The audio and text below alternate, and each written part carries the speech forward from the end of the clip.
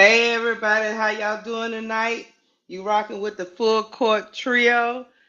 I got my guys here with me, Duvall and KSAP.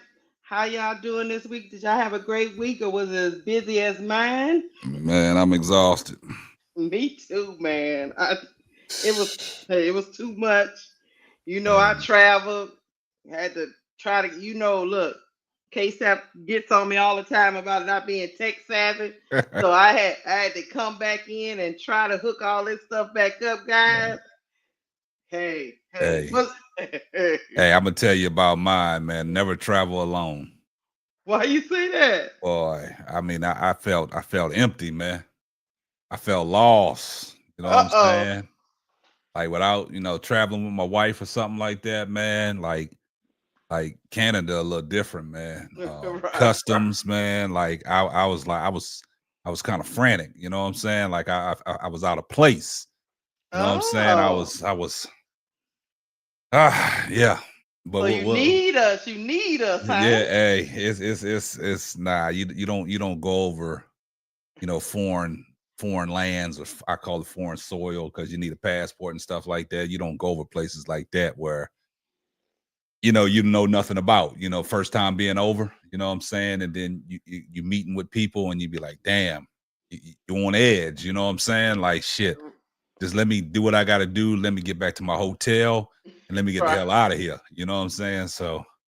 But we'll talk about that on another. I'll probably lay that all off probably on Monday or Tuesday, man. But Man, I was like, yeah, look, Case, look, I had to come back in. I had a late night flight last night, and then I had to work this morning, and then look, hooking up all my stuff. you I flew in the need, DFW. I flew in the Man, DFW. all right, I didn't get home last night to about 9:40 last night.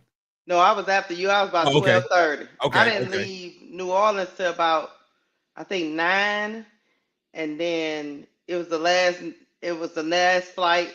Then we had to wait for our bags and all that Nah, but the thing foolishness. is, hey, look, I had to wait for the north shuttle parking, and you got to be on the it's on the second level for the parking bus to come get you. I was down on the first level.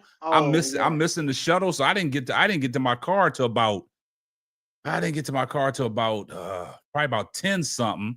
And then as I was trying to go out the gate, I'm like, how the hell I'm supposed to pay? But it was already linked to my toe tag on the Right. thing. Uh-huh. So that thing opened up. I was like, man, well, they free. And then I said, man, them motherfuckers hit me for it was $26. I was like, man, hold up. So it was already linked to my toll thing. I was like, man, it's crazy, man. Yeah, man. You know us, when we get to traveling, it get crazy. What's going on, Duvall? How you feeling? I'm hanging in there, one day at a time. You know how they say when you got religion on your side. I know, man. Vaughn, It's what's been popping, man? it's been a long What, week. what's going on, KCL? Man, y'all, man, this crazy, man. This stuff gets real crazy, man. This stuff is happening faster than what I thought, man. So I know you I, got you got to get I on the just take a deep, ride. yeah, I got to take a deep breath, man.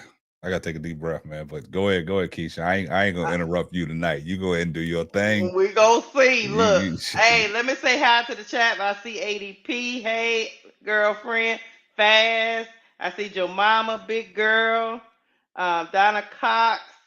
Hey, what's up? What's up? I see y'all in the chat. King Pisces, Nathan, Miss D. Hey, um, hey, and your mama daughter. Hey, what's going on, chat? I hope y'all had a great week.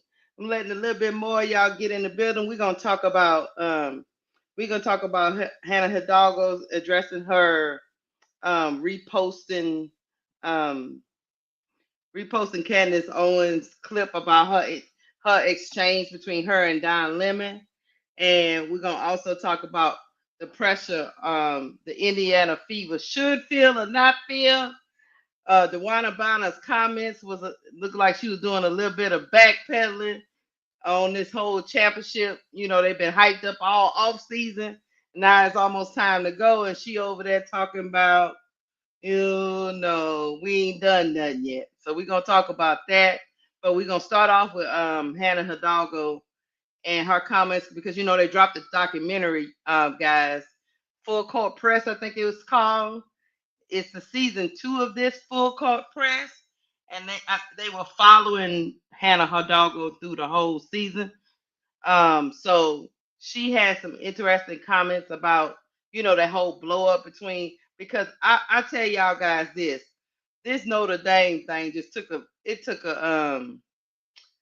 on a mind of its own. This been going on all season, and don't seem, and people are still intrigued about this whole thing with these with Olivia Miles and Hannah Hidalgo and the split and all that's been well documented.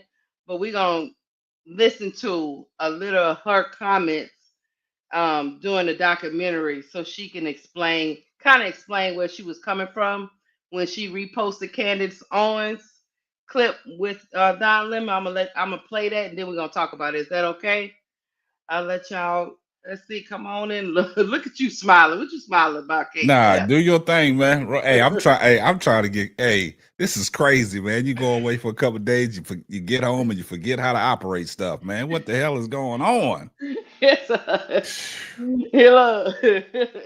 Man, I know you look confused over there. I'm sitting here like, what the hell going on? But go ahead. Hey, look, hey, just go, Keisha. You run a great. You and Duvall, man. Y'all been holding it down, man. So I got a shout out to my brother Duvall for holding it down, man. And I caught up with some of the stuff that went on y'all show on Wednesday. Some of the comments that was said, man, and everything, man. So hey guys, everybody in the chat, man, I appreciate my crew for holding me down, man. We it's nothing but up from here, man. Like I said, things are starting to take off. Like I didn't understand how this thing was gonna go and how how we was gonna operate, but man, it's a blessing, man. And I got good people behind me, you know what I'm saying? And Duvall, appreciate you always wanting to step in and help the platform out and the channel grow, man, with your expertise, man. All the knowledge that you bring, all the things that you talk about, regardless if people don't agree with you or don't like you or things like that, but you bring a different nuance to what we trying to do over here, man. And your takes is your takes, man. And you got a lot of passion behind what you talk about, man. And I just really now sat down and really thought about everything that's going on and everything that's happening in this community and all the people that want to be a part of it, man. It's a blessing, man. And like I said, Duvall, man, you always been gracious, always been willing to reach out, man, and asking us, hey, what can I do to help? So we appreciate you, my brother. So that don't go unnoticed, man. So we appreciate you for that, Duvall. And then another thing is, KSAP, long as I like Duvall, that's all he should care about. I mean, he shouldn't even worry about nobody else. Exactly. I really don't like him, but hey, it's Duvall is just Duvall. It'll work itself out. But I appreciate it, man. I thank you for the platform and everything else. And like I said, like I was telling Keisha this morning, is you ain't gonna get everybody like you, but when I started to notice that I got a lot more people that likes me and like my content, like what I bring, than dislike. So I appreciate that. You can't focus on negative. You gotta appreciate the positive. You know what I'm saying? Go where you appreciate it, not where you tolerate it, like I said. So like I appreciate all these people. Like I said, I'm starting to become a fan favorite of stuff. I be reading on Twitter, I be reading my name on there. So it's just like it's a blessing. It's a blessing. Like I said, we're doing big things over here. Like I said, God already have a plan for you and where your life is going when it comes to this platform case out. So it's like I said again, we enjoying the ride and riding the wave. That's how I look at it. I'll tell you one thing, KSAP. Duvall is becoming a Twitter celebrity. That's man. He becoming a Twitter celebrity. Duvall know I be joking with him too, man. You know what I'm saying? So Duvall, you know how I am, man. I be joking with you, man. I don't be thinking about that, man. I'm just proud enjoy of you, man. I just enjoy being up here, like I said, because you can tell when you're popping when you got haters. And y'all see what I be sending y'all, man. It just so they know what they know. Like I said, they stuck in neutral. We in the third gear. Yeah, we in that full court trio mode, man. Yeah, we in the third gear. And another thing I want to address, man, I want everybody to take this time out to send prayers up to our brother, Bro Claude, man. I mean, he's going through a lot, man. Death is just hitting him every day, man. So pray for our brother, Bro Claude, man. He's lost another family member. Just keep him in your prayers, man. And, just say, a beautiful, prayer for Bro Claude, man. We all need prayer, man. So, give Bro Claude, his prayers. Thank you. Yeah. Brocolaw know he my brother. I know he going through a lot, but like my mama always say, this too shall pass. Yeah. So he know he can call me because he'll ping you at 4 a.m, Broclaw. So we love our brother and we love the family and we keep y'all in our prayers. Hey, Sharice de Jesus is coming in, giving us $5 super chat. Here comes the money. Dollar. Thank you, Sharice de Jesus. Always supporting. Thank you so much. Thank you so much. All right. Yeah, we got one day we got to do what? We got to do a chat what am I trying to say? A chat spotlight, man, because there's a lot of people in the chat, man, that really support us and really, send super chats and stuff frequently and stuff. So one day we got to do a spotlight on some of these people. So I agree. Yeah. I agree. Y'all ready to get into this 2-minute clip? We're gonna listen to it and then we're gonna talk about it. Here we go. Together, 1, 2, 3, together.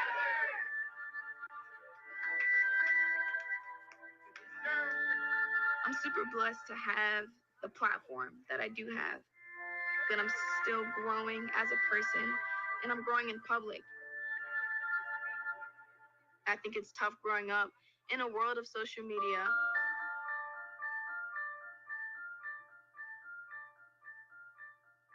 One day last summer, all of a sudden, Hannah Hidalgo is trending on social media. Hannah Hidalgo reposted a conversation to her Instagram story between former CNN host and gay man Don Lemon and Candace Owens, who's a political commentator. What do you think about same-sex marriage? It's a sin. You think it's a sin? So you think I'm sinful? What's that? You think I'm sinful because I'm married to a man? Yeah. You do? Yes, you're sinning. You are in a sinful relationship. I actually don't believe marriage can be between two men. What I reposted hurt a lot of people. I took it down, of course. I want to apologize to the people that I hurt because that's never my intention. I love everyone, regardless of what skin color, what belief, what religion, regardless of what you think, because the Lord calls us to love everyone. It's been a topic of players in the WNBA because the WNBA is known as the most inclusive league in the world. Nobody wants to tell Hannah Hidalgo what she should feel and what she should believe. But man, that is something that caught a lot of people off guard. She has to be aware of the surroundings and the people that she is coming in contact with and that you're going to have to be teammates with. Are you homophobic? No, absolutely not. I have friends that are, homosexual. I have teammates that I play with every single day, every practice with them every day that are homosexual too. And that doesn't stop me from loving them. I will go to war for any single one of my teammates. And they know that. I don't want anybody to think that I'm apologetic for my faith. But what I am sorry for is that I hurt people and I hurt people closest to me.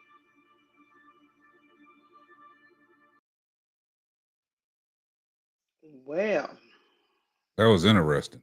Let's get to the super chats and then we'll talk about it. I want to say I seen one from Van. I think Van, yeah. Yeah, where did it go? Oh, here we go. Thank you, Van. Here comes the money. Dollar. Thank you, Van, for the super sticker. We got another one from Sharice de Jesus. Thank you, Sharice. Here comes the money.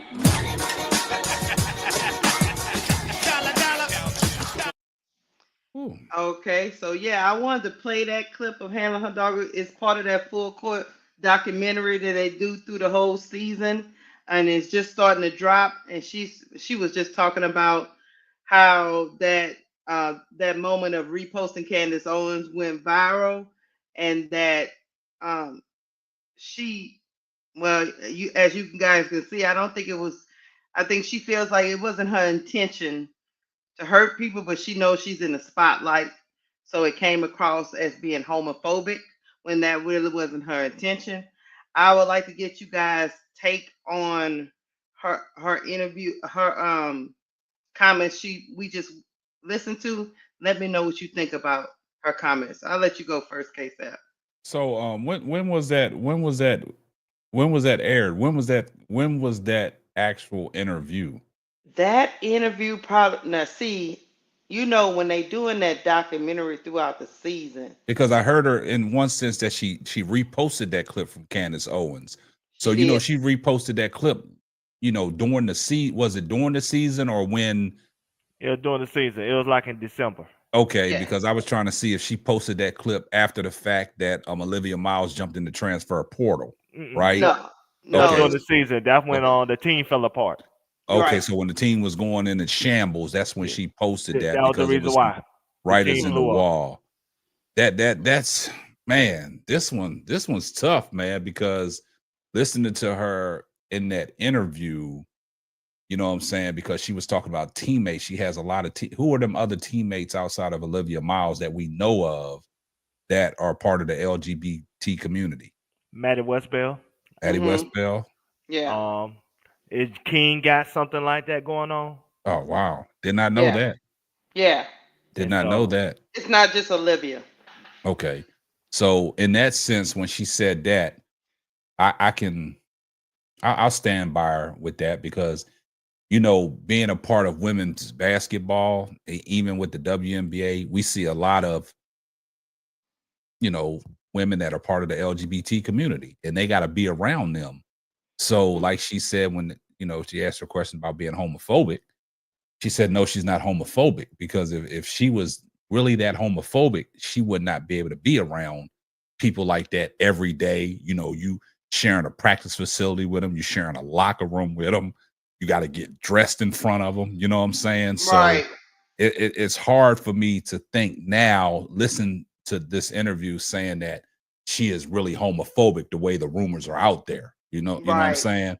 But in the same sense, you see, this is what I hate about what all athletes do. If you tweet something, stand by it. Why take it down? So your notion is you took it down for a reason. You knew you shouldn't have did it in the first place. So she took it down. But in this sense, man, like I just it's beginning to look like people are piling on Hannah Hidalgo, man. I think we just kind of need to fall back because, like you said, now she's in the spotlight. Everything that she did, anything that Hannah Hidalgo does, centered around anything about the LGBT community, it's gonna raise eyebrows, right? So any notion like the clip that they caught her and Olivia Miles, confrontation. We don't know what was said. We not lip read. I mean, we don't even know what was said. You know what I'm saying? But it was a heated conversation because the security had to separate them and move them to the side. I know sometimes you can't be standing in places, but you got to hmm understand that was Olivia Miles and Hannah Hidalgo.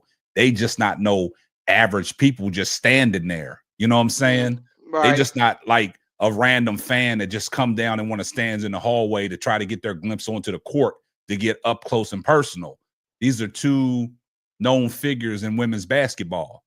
right, So something went on that we don't know, but like I've always said, what don't come out in the wash will come out in the rinse. Hopefully, these two can put their indifferences aside. But I'm glad that we got a chance to see, Hannah Hidalgo's side of it. But it's right now, me personally, man, it's just a sticky situation, man. Anything dealing with the LGBT community is very sticky. So yeah, so that's my take. What you got, Duval? I'll go last. I'm gonna say this for the chat. This is a serious topic, So don't expect me to be comedic when I make this response. Cause I'm gonna break this down to three parts. Part number one is we gotta realize she's still a child.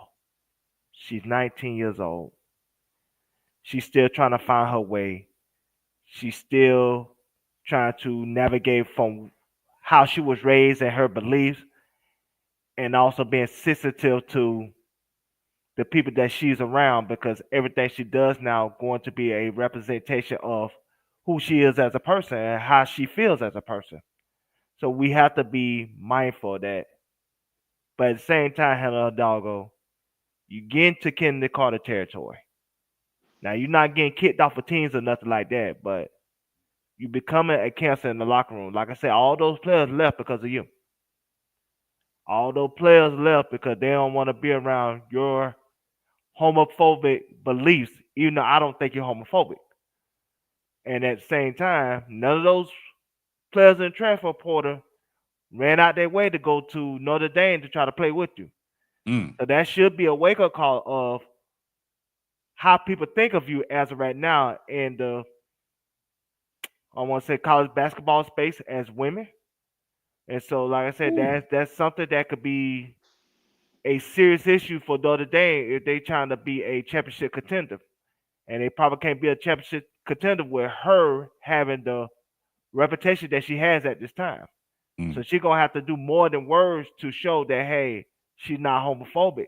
And that might even mean doing some LGBT, saying pride, gatherings and I don't want to say giveaway, but saying community events and stuff like that to really open your arms to people that's not like you, that don't think like you, that don't have your same type of mindset or views as you do, Hannah Hidalgo. Mm. And we also have to be mindful of Hannah. You this is why I will defend her again. Like she might not be homophobic, but she could be uncomfortable, Oh and yeah. that's just life. There is no different than white people are uncomfortable with black people walking up on them with a hoodie on. They're uncomfortable with that. That gives them PTSD. That's something that scares them. And with Hannah Doggo, with her beliefs and how she grew up, that LGBT lifestyle probably intimidates her. So she don't know how to really not show that hey, this is not something that I'm comfortable with. So I don't think she's homophobic, but that lifestyle is uncomfortable to who she is and how she was raised and what's her values as a person. And so at the end of the day, and in my closing is like she has to we have to give her grace that she's young, she's 19, but at the same time she has to grow up mentally if she wants to maximize her college experience. Because there she might be undercutting her own championship expectations and aspirations if people don't want to play with her because of her mindset and how she feel about other people overall. Okay, let me tell you this part Oh, of hold on what. once, Keisha. Uh, Before you go, just let me say this. Go ahead. It's kind of it's a difficult situation, man, because now you dealing with your college basketball career. Yeah, you 19 years old. You got 2, 3 good years left in college, man, and certain things that you do and you say can affect your whole career, and it's unfortunate. It's just the world we live in. You know what I'm saying? And how does she bounce back from this? Because what Duvall said earlier about all these people that jumped in the transfer portal, nobody broke their neck to go to Notre Dame. You know what I'm saying? So regardless of how people interpret what she said and how they feel about her, it could be some things that people are set back when they make their decisions like, okay, this is out there. Do I really want to entertain this? Do I really want to go that far? Do I really want to go to Notre Dame to compete? Because I've seen what happened later in the season. And now at the end of the season, I see people just bolted and got in the transfer portal. Is this a good look for Notre Dame? How does Neil Ivy take control of this? How do you put out that narrative? How does Hannah Hidalgo move forward from this? Because like Duvall said, she's young. People process things different. And this could be something that is affecting her, that is bothering her, knowing that she said, I put it out there, but then I removed it. Mhm. How is that affecting her mindset? So, me personally, man, it's a tough situation, man. Hopefully, everything is, on the up and up. Hopefully everything between her and Olivia Miles has been, talked about and addressed from what we haven't seen, because we only seen the little footage. Hopefully they got a chance to really talk it out and, get the understanding from both sides. So go ahead, Keisha. Let's get to the super chat, and then I'm gonna give you my take. Okay. Here comes the money.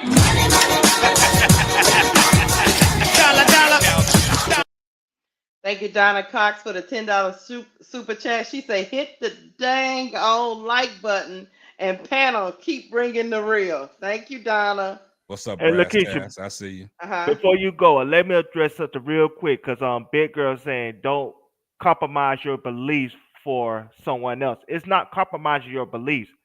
Sometimes you can feel the way you feel and still be respectful of other people and their differences when it comes to how you live your life.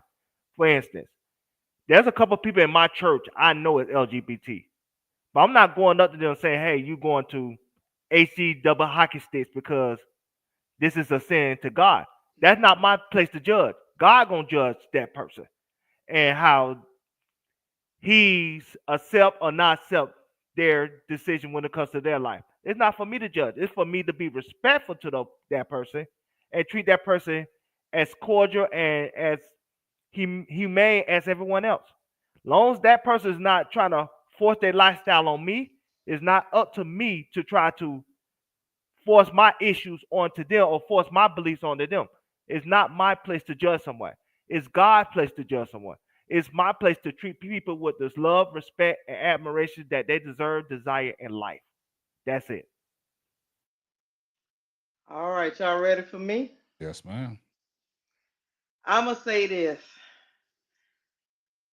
I get where you, KSAP, and Duval are coming from, but I'm going to come from a different angle, and I'm going to say we all talk about being inclusive, and we throw that word around a lot. And part of being inclusive is people have different cultural backgrounds, they got different beliefs, they have different religious beliefs. Um, I don't agree with Hannah reposting Candace Owens' um, clip with uh, Don Don Lemon, Lemon. because you had to have known that you was gonna cause some type of fire, because it was a controversial take, for her to be live judging people. Because basically that's what she was judging. But I will say this: Hannah Hidalgo has the right to have her beliefs, just like I have my beliefs. And if we are being inclusive, there has to be a space for her to have her beliefs and not be attacked too. I get that she might have made other people feel uncomfortable by reposting it, but that's when you have a conversation. I think it was an overcorrection, that all just because she reposted this, that means she's homophobic, and that's a big leap, because just because I don't have the same lifestyle as you, just because your lifestyle might not align with my beliefs, if I don't think, if my religion says it's wrong in my religion, I'm okay to have that belief. I'm not going to change my beliefs for another person. But what I am going to do is make sure we're all have a seat at the table and we're not being disrespected for whatever way we run our life.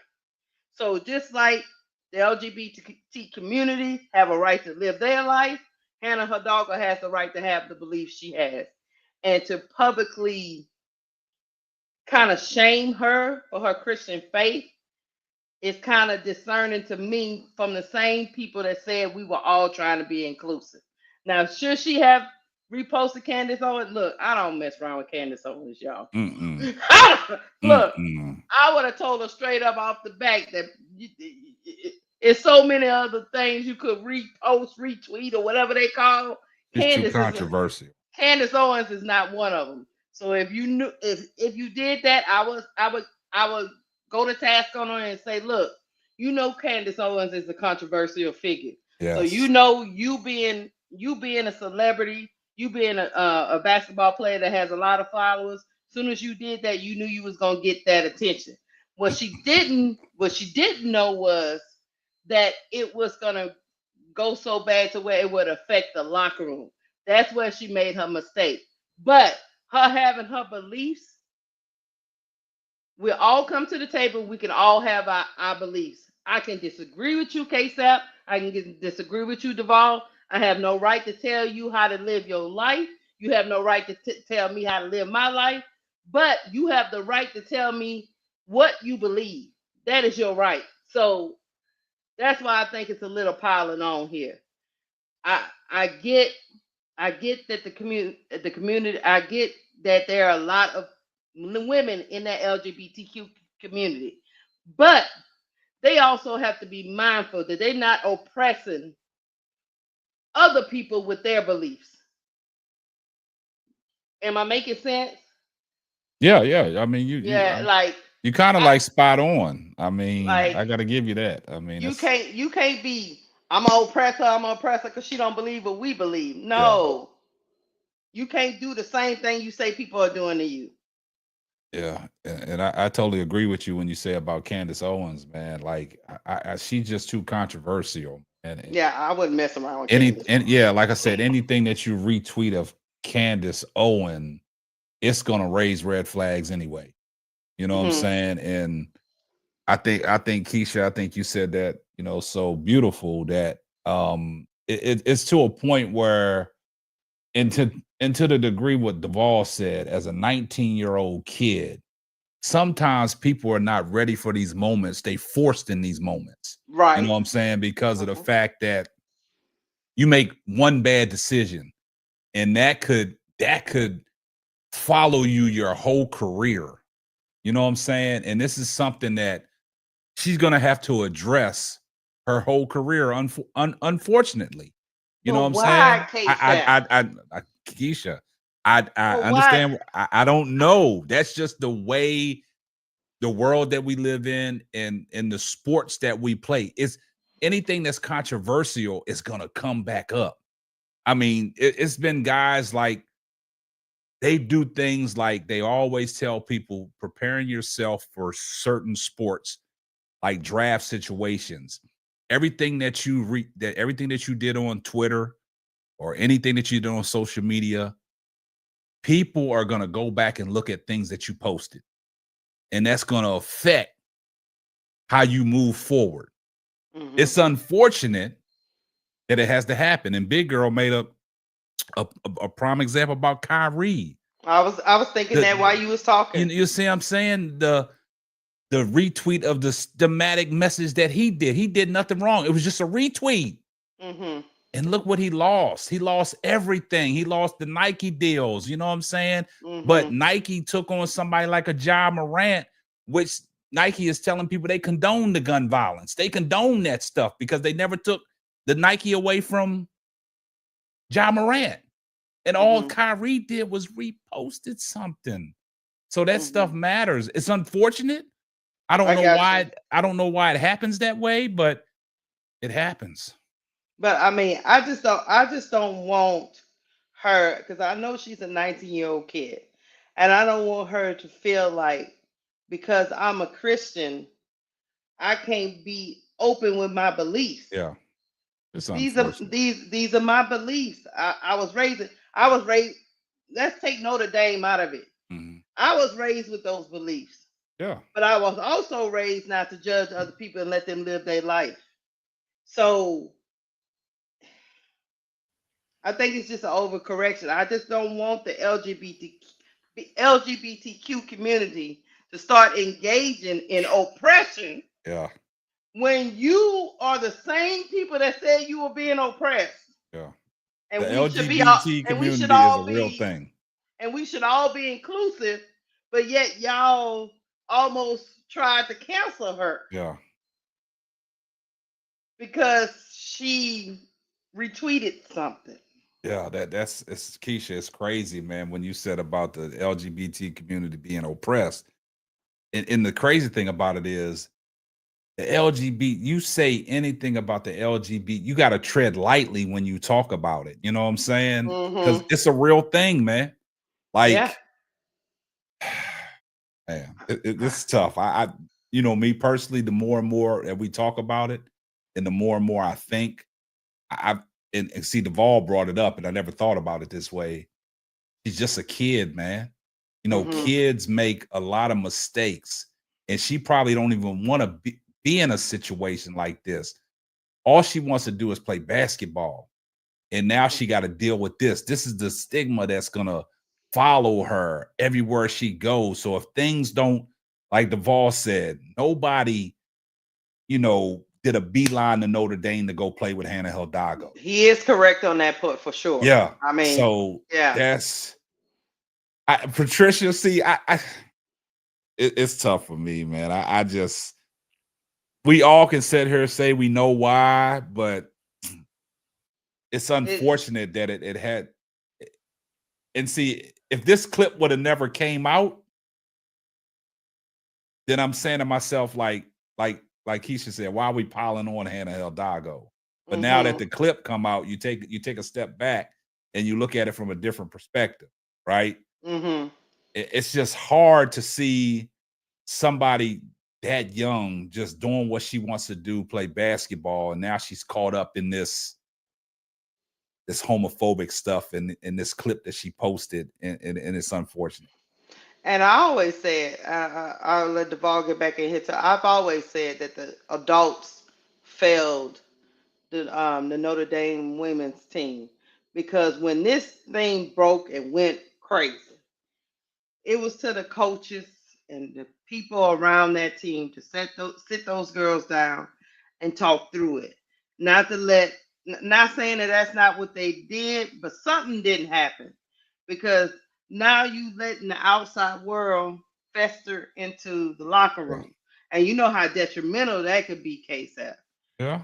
So, but you can, contrary to popular belief, you can work with somebody you don't like. Everybody ain't gonna be your friend. Man, Keisha, it's crazy that you said that. I just had this conversation with my manager on my real job probably about 2 weeks ago, man.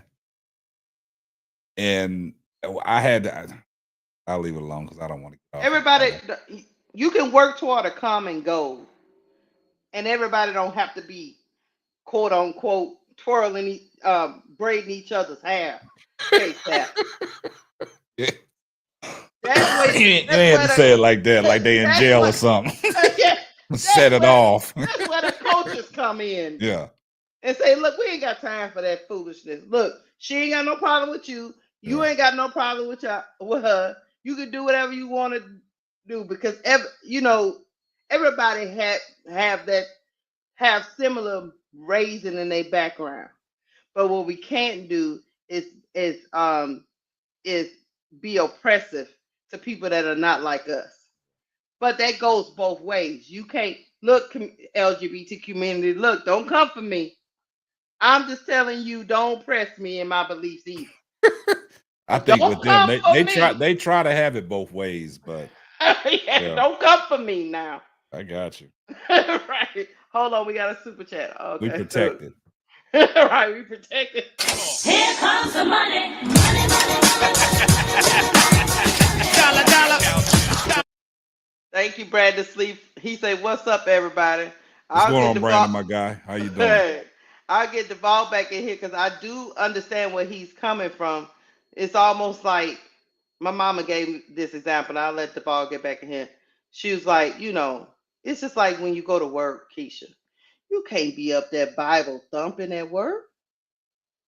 Even though I'm a Christian woman, and if you come to me directly and you want to talk about the Lord, I'll talk about it with you. If you want to be saved, fine. But you can't be at work with the Bible going by each person's desk, talking about you going to hell and you a sinner and this, that, and the third. You can't Keisha, do you that, spot Keisha. on with that. You spot you on. make a toxic environment at your workplace. Yeah, It's the you spot same on with thing. that, Keisha. It's the same thing here. That's why she shouldn't have retweeted that Yeah. because you're in the work. Even though it's college, it's Yeah. still a workplace.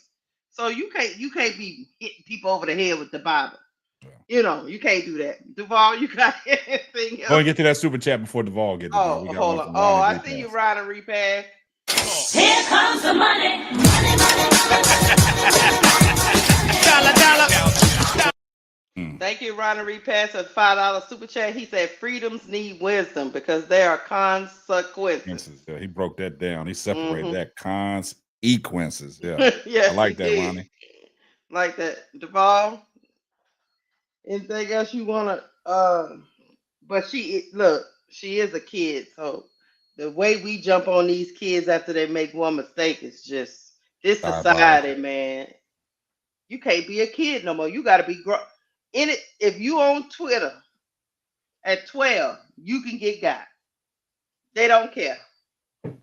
No, look, Duval, what you think? Let me add this. Remember what caused the confrontation? What last Saturday with Hidalgo and Olivia Miles?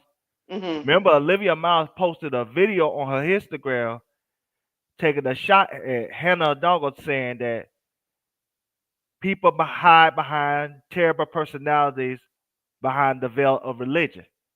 Yeah. Now, I don't think it's just about her religious beliefs. I think she probably was confronted about it, and Hannah Hidalgo, the way she conducts herself, it didn't sit well with the locker room. Cause like I said, we seen it Saturday. She will confront you, and she very blunt. So we might not know what was said, but we seen the facial expression of Hannah Hidalgo, like she wanted to fight her. Oh yeah, she come with them two fingers pointing at her, and Olivia Miles taking them steps back and try to laugh it off, but it looked like Hannah Hidalgo was standing on business. Yeah, it like so. If she showed that in a 30-second clip, imagine how she is in that locker room. And so to have to deal with that's causing a toxic workplace environment. And so it's not just about the religious thing. To me, in my opinion, it's about her religious belief, and reposted that tweet, that clip, and her personality along with it Yeah. made it an uncomfortable situation. Because if she was somebody that was like more warm and welcoming, they probably could have sat down and had a conversation, and they probably could have expressed how it made them feel and how hurt they was, and she probably could have apologized and blah blah blah, and they could have moved past it. But Hannah seemed like she's somebody. She said what she said, and in today's society, when you got social media, it's no longer back in the days when if you live in, like, let's just say Dallas, that's not as big of a media market as somewhere like New York. You know what I'm saying? You can hide from the media. You can hide from what is said in the media and anything like that. In today's social media, if you don't read it, your family read it, and your family gonna send it to you. Because just like us, even when people try to send shots, we said think it is our way. We send the case out, even though he don't be want to hear it. But it's social media, and it just, hey, you know what I'm saying? That's just the life that we live. Yeah. And so I'm assuming that there's her Olivia Miles people, or you know what I'm saying, Matter Westbell people, they were sending her, you know what I'm saying, these clips of Candace Owens and what Hannah Dogger was retweeting, and we who knows whatever else she said on her Twitter timeline or Instagram timeline. And then they tried to address Hannah Dogger, and Hannah Dogger maybe told them to go F themselves. And so it's just like she needs an attitude adjustment if she wants to maximize her championship potential at Notre Dame or even her WNBA career. Because she gonna work around other LGBT community people. And you don't have to always like their lifestyle, but you have to respect and appreciate them as people. Just like they have to respect and appreciate you as a person. It just has to be a mutual respect at the end of the day. I don't have to like your lifestyle. I don't have to agree with your lifestyle. I can at least respect it. I can at least respect the fact that that's how you feel. And even if I disagree with it, I don't have to worry about that judgment when it's judgment day. You have to worry about that. Or if you don't believe in that, hey, then one of us gonna be right. and one of us gonna find out one day. Depends who die first. But So in this situation, I just don't want to see the young lady get attacked by the LGBT community and everybody, turn their back on her and look at her side eye like, nah, we can't mess with her because we already know how she feels about us. You know what I'm saying? And I don't want that to be a point. And like Duvall said, when you become a cancer in the locker room, man, everything just goes downhill, man. People don't want to work with you. And to the point of what Keisha brought up about what her mother said about you can't just be Bible thumping at work. You know what I'm saying? No. A lot of establishments they don't appreciate that. You know what I'm saying? And you can get backlash for that. And some people can lose their jobs for that, right? And it's sad because you know what I'm saying, your Christian beliefs and your faith and something that you stand on will get you removed from a workplace, right? And everything that Hannah Hidalgo is standing on and the things that she says is pertaining around the LGBT community. And just like Duvall said, something stirred that up early on in the season when things start going downhill. So, like Duvall said, it might have been some writings on the wall. Like it could have been the time that they was winning when Hannah Hidalgo was out and she had to sit back and endure what the team was doing without her. And then all of a sudden she comes back. There's some jealousy, there's some resentment, and we don't know what was said in that locker room because we're not in the locker room. Sometimes I like to be a fly on the wall in some of these locker rooms that see what goes on. But in this situation, it's unfortunate that two of your star players, it's two of your star players going at it. And it's unfortunate. Yeah. I mean, go ahead, Duvall. I was gonna say, let me get in here real quick. I want to address Tiffany and Co. What I'm saying is this: I'm not trying to say she's aggressive based on. I understand the stereotype of how people view African American women and the way they talk, the passion they talk, they come across as aggressive. And I know that could be a sensitive connotation that what I'm saying.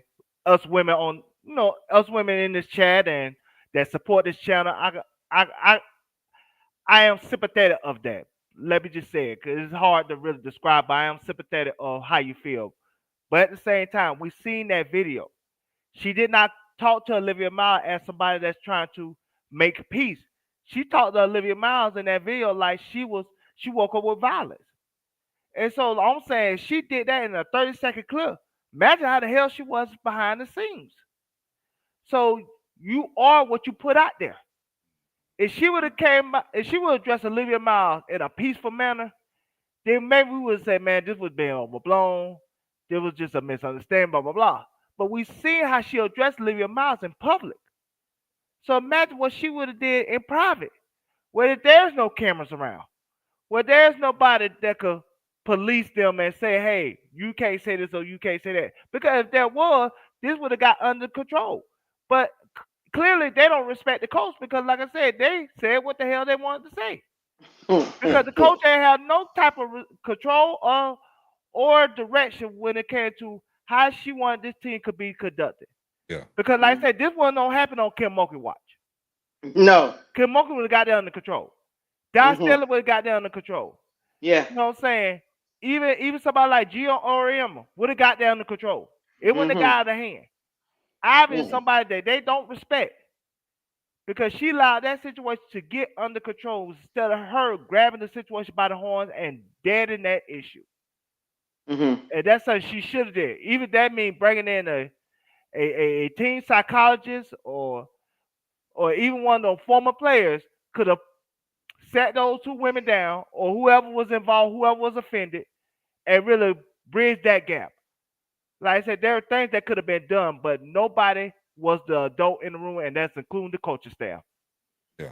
That's good. That's a good take. Before you go, Keisha, let me Mo 3. The Bible thumping came in. It was a reference to what Keisha's mom told her about people Bible thumping in regular corporate jobs, not pertaining to any sports, just regular jobs. That's where the Bible thumping came in. So I was just using an example. Yeah. So your reference to Bible thumping at Notre Dame. No.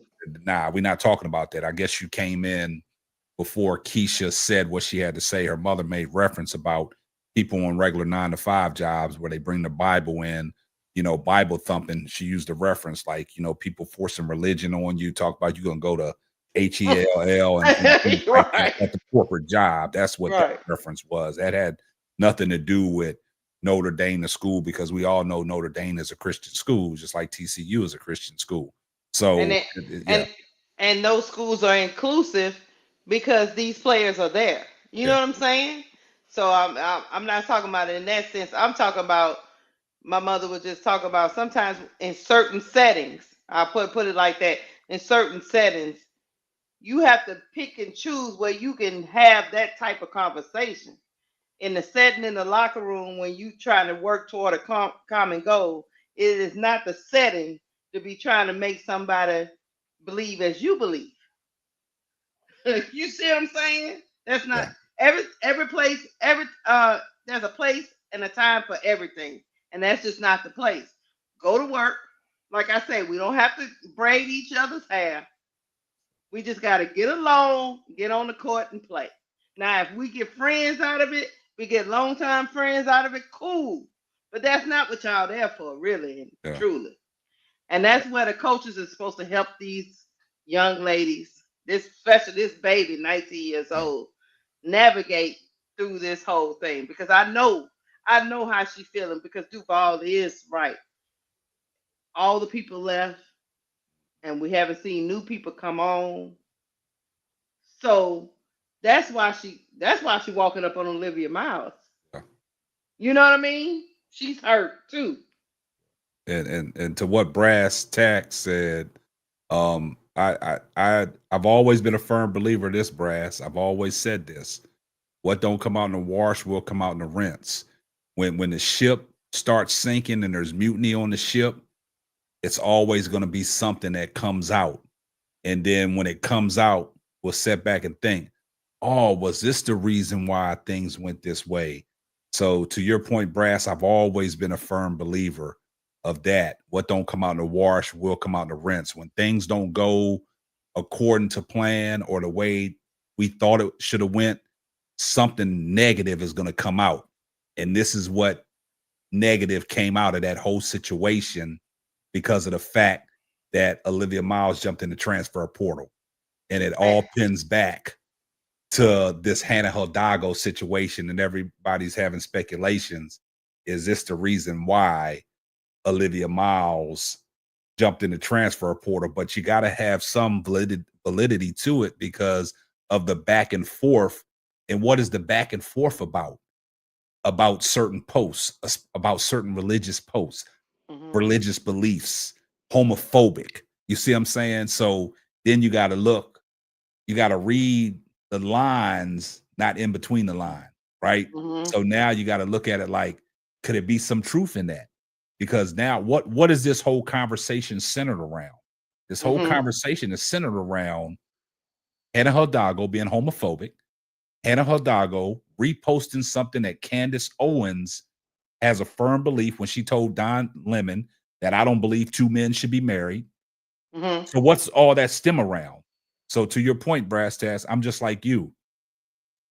If the situation would have worked out for Notre Dame and they would have got to the Final Four and potentially, get to the championship game, would this ever would have came out if Olivia Miles did not decide to jump in the transfer? And to your point, K-Sep, to what Brad Stack is talking about, you're right. It has nothing to do with Olivia Miles not playing defense. We're it don't have any that. Yeah. We are discussing what could have possibly hurt the chemistry of the team because each player on that Notre Dame team got flaws, and any one of them could have done something better. We all acknowledge that, but we saw a distinct point of the season where it declined. Did we not? Where the team declined. Now, what the reason for that is, that's what all the speculation is. And as you can see, evidently, Hidalgo is not over it. Cause she's still walking up on Olivia, Yeah. Brad. It just didn't look right the way Hannah walked up Because on when her. I leave somebody, I don't walk up on them no more. Yeah. I'm through with it. Yeah. But evidently she's not through. She feel like she been bad mouth from Olivia Miles to other people, and maybe And I she's get blaming it. Olivia Miles for people not wanting to come there and play with her. And I let me get it. add this: for people that say it don't fit the on-court chemistry, or it don't, or in Brad's text say on case it don't fit why Olivia Miles don't play defense. We don't know that because just like I explained to Keisha privately, somebody like Camilla, I believe last year at some point she stopped setting pitch and she stopped playing hard. Part of the reason why, because she had point guards that were playing politics with the basketball, so she no longer believed in the team that she was playing on last year. But like I told Keisha said, I said, if you notice, she said pitch a lot harder and she's running a lot faster to the hole because she have 100% faith that Vandersloot gonna try her best to give her the ball. So she's trying harder because she believes in the person that's running the show that gonna do right by her. So she gonna try to do right by them.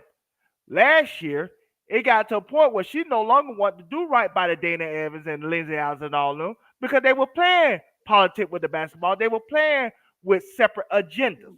So why that couldn't be the same case with Olivia Miles? If Olivia Miles was coming to a work environment where my coworker, because it is a work environment, I don't care if you're playing a basketball game for free, they're getting paid. That's a job. If you go into a work environment and my coworker is side-eyeing me and looking down on me and my lifestyle, and she making it public to everybody that I know that she's feeling this way, why would I want to play defense? Why would I even want to be there? I'd rather go somewhere else. And so she might have gotten the mentality that, hey, man, let me just get this over with. Why do I care? Because you can see how Olivia Miles' numbers from late December to the end of the season, how her numbers dropped. And she was playing well before that Candace Owens retweet thing. She was playing her best basketball where KSAP was worried that she was gonna be the number 2 player overall because she was playing so well. And KSAP wasn't the only one that was saying that. Yeah. But she was the start of the season, she was on a heater. She had people rave reviews about her, and her draft stock. I mean, everybody was climbing. Talking. You know what I'm saying? Everybody was talking, man. And to Duvall's point, man, he might have a point, man. When did this all start occurring? Because after that, and like Keisha said, I have to agree with you, Keisha. It's has nothing to do with Olivia Miles deep. Has nothing to do with that. This is a real thing, man. Unfortunate, man, and y'all all made great points, man. I mean, the chat, I understand what y'all saying, but yeah, I get where Brass is coming from. I really do. Yeah. Yeah. But I Women are emotional. Women are emotional. They wear their emotions. Ain't no. Look, let me tell you something. No. Here they go. Here we go. I'm about to cut y'all off right quick. Hey, you can't cut me. I didn't say that, Keisha. Don't. Nah, I didn't say that. Look, listen at me. Women and people are emotional because I done seen a lot of men get butt hurt. Why you gotta look at me? Why you gotta look at me when you're talking? Look at the ball. Look at that Jacksonville Jaguar. Let me I had nothing to do with that. Let me tell you something, Duvall. They got NBA players get butt hurt and they don't want to play. Their chemistry is off. I agree, 100%. What I'm saying is like women are naturally nurturers. They naturally show love with their emotions. We are taught to suppress our emotions. We are taught to. Well, some of y'all ain't suppressing it no more. They ain't suppressing. I get you. You're right. But I'm out of that chat. That's between Duvall and Keisha. Let them go at it. So we are taught to suppress our emotions. So unfortunately, I don't want L to pull up. I'm out of it. We got issues. You know what I'm saying? See what you done started, Duvall, man. Duvall, get out the trick bag. Don't go in there. Don't go. Hey, what do you say, Keisha? Don't go in that trick bag. The curtain is starting to close on you, Duvall. It's getting dark where you at. Duvall, look. Duvall, come up for air, man. Don't do Hold it, on, man. let me get to Just this come up super for chat. air. I'm gonna get him out. Look, All right. I'm gonna give him a little light. I'm gonna give him a little light. You gonna say tread a little light? Here comes the money.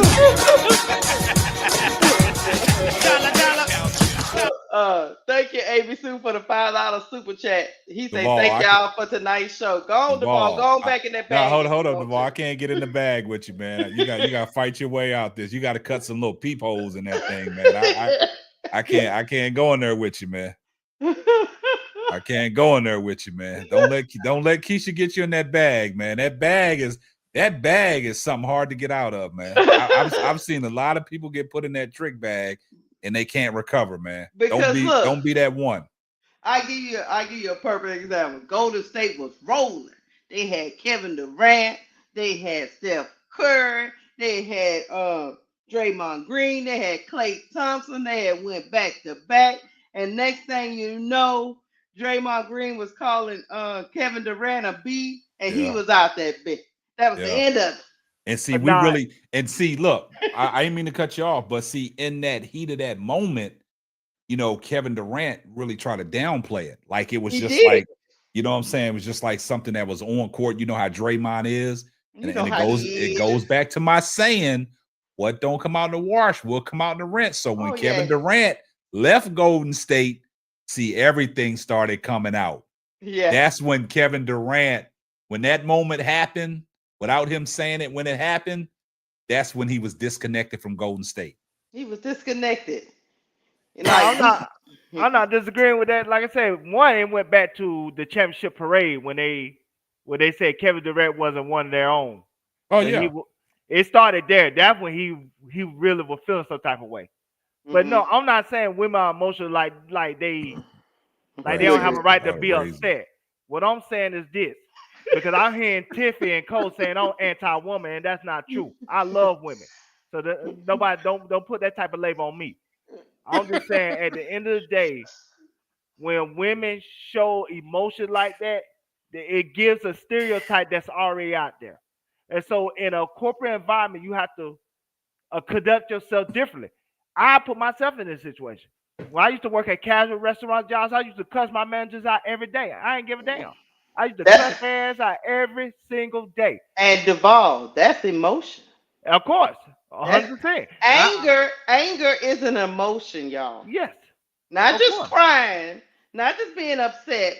Being angry is an emotion that a lot of men deal with.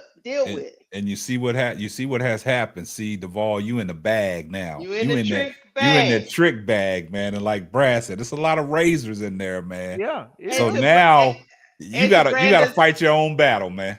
I got you. And but to Brandon Sleep's comment, and that made KD break up a championship team because of one incident. So we think an incident with young people, those men were grown. Yeah. And they had one incident and they broke up a championship team that would have been dominant, right, K-Sap, for years to come. Oh, yeah. That team, that wasn't nobody. And we expect 18, 19-year-old, 20-year-olds to navigate something that grown people have a hard time navigating. Because Draymond said one word, you B, and that was it. That broke up the dynasty. One thing broke up the dynasty. I think that's what he called them, right? A B? He called them a B, right? He said, if you don't want to be here, you don't have to be here. We won before you. We can win without you. Yeah. And that's over a situation because Draymond did not give KD the ball in that last possession. But like I said, we go to Shaq and Kobe. When Kobe got caught with the woman, he threw Shaq's name under the bus. That broke up that team. Like I said, I can name many men that had these controversies. So it's not just a woman's thing. So it's just like at the end of the day, it's just like coming out the bag. Yeah, he trying to get out that bag, man. I'm trying to get out the bag, but it's just like, but when you're in a corporate environment and we all work in a corporate environment, even when we are upset, we have to conform ourselves differently, because at the end of the day, we're in a different situation where if we do show that emotion, they will get rid of us, especially us as African American people. So we can't be normal, and that's unfortunate. But we have a stereotype as African Americans in this country that we have to act differently unlike other races and other ethnicities under other situations. True. And so if we know that, we have to conduct ourselves accordingly. Because at the end of the day, we don't get the grace that other communities get under the same circumstances. He trying, Chad. He trying. He trying to get out. He almost out. Yeah, he trying. He got cut up by them razors, like Yeah, Brad said, but ADP, he you coming right. out. Sometimes they instead of backtrack, they do the retreat dribble. You know how you got the ball and you dribbling in the paint's clogged up, and you got to retreat all the way back out and reset up the offense. I think that's what Duvall trying to do, man. He's making a gallant effort, man, but that bag ain't nothing to play with, man. But I will tell you this. Look, guys, I'm rooting for Hannah Hidalgo. I am rooting for her and the Irish. I'm gonna watch her because I love watching her play. Oh yeah, You know, he's a little firecracker. I love fire and brimstone players. Me personally, I like people that bring it on. I like that dog. So I think this is a learning situation, but she's gonna learn from this. You know, I just hate that society take one thing and try to destroy like your whole reputation off of one thing. It's just crazy to do that to these young people. So Goon the shooter said Hidalgo equals Briar Jefferson. Lord Jesus, that's diabolical. That's diabolical, Goon the shooter. Ooh, Goon, you shooting, ain't you? What? Damn. You say she Mojel? Okay, how can you say something like that? I don't know. Goon trolling. Yeah, Goon, you got to be trolling or something, Goon man. try. I didn't expect to hear that from you. Yeah, we look, this panel loves Hannah Hidalgo, y'all. We like watching her play. She got things to work on like any other player has to work on. And her coach, hear me, Coach Ivy. You got to help her, man. Mm-hmm. And you know they got these Catholic priests and stuff at these schools where you go get help, man.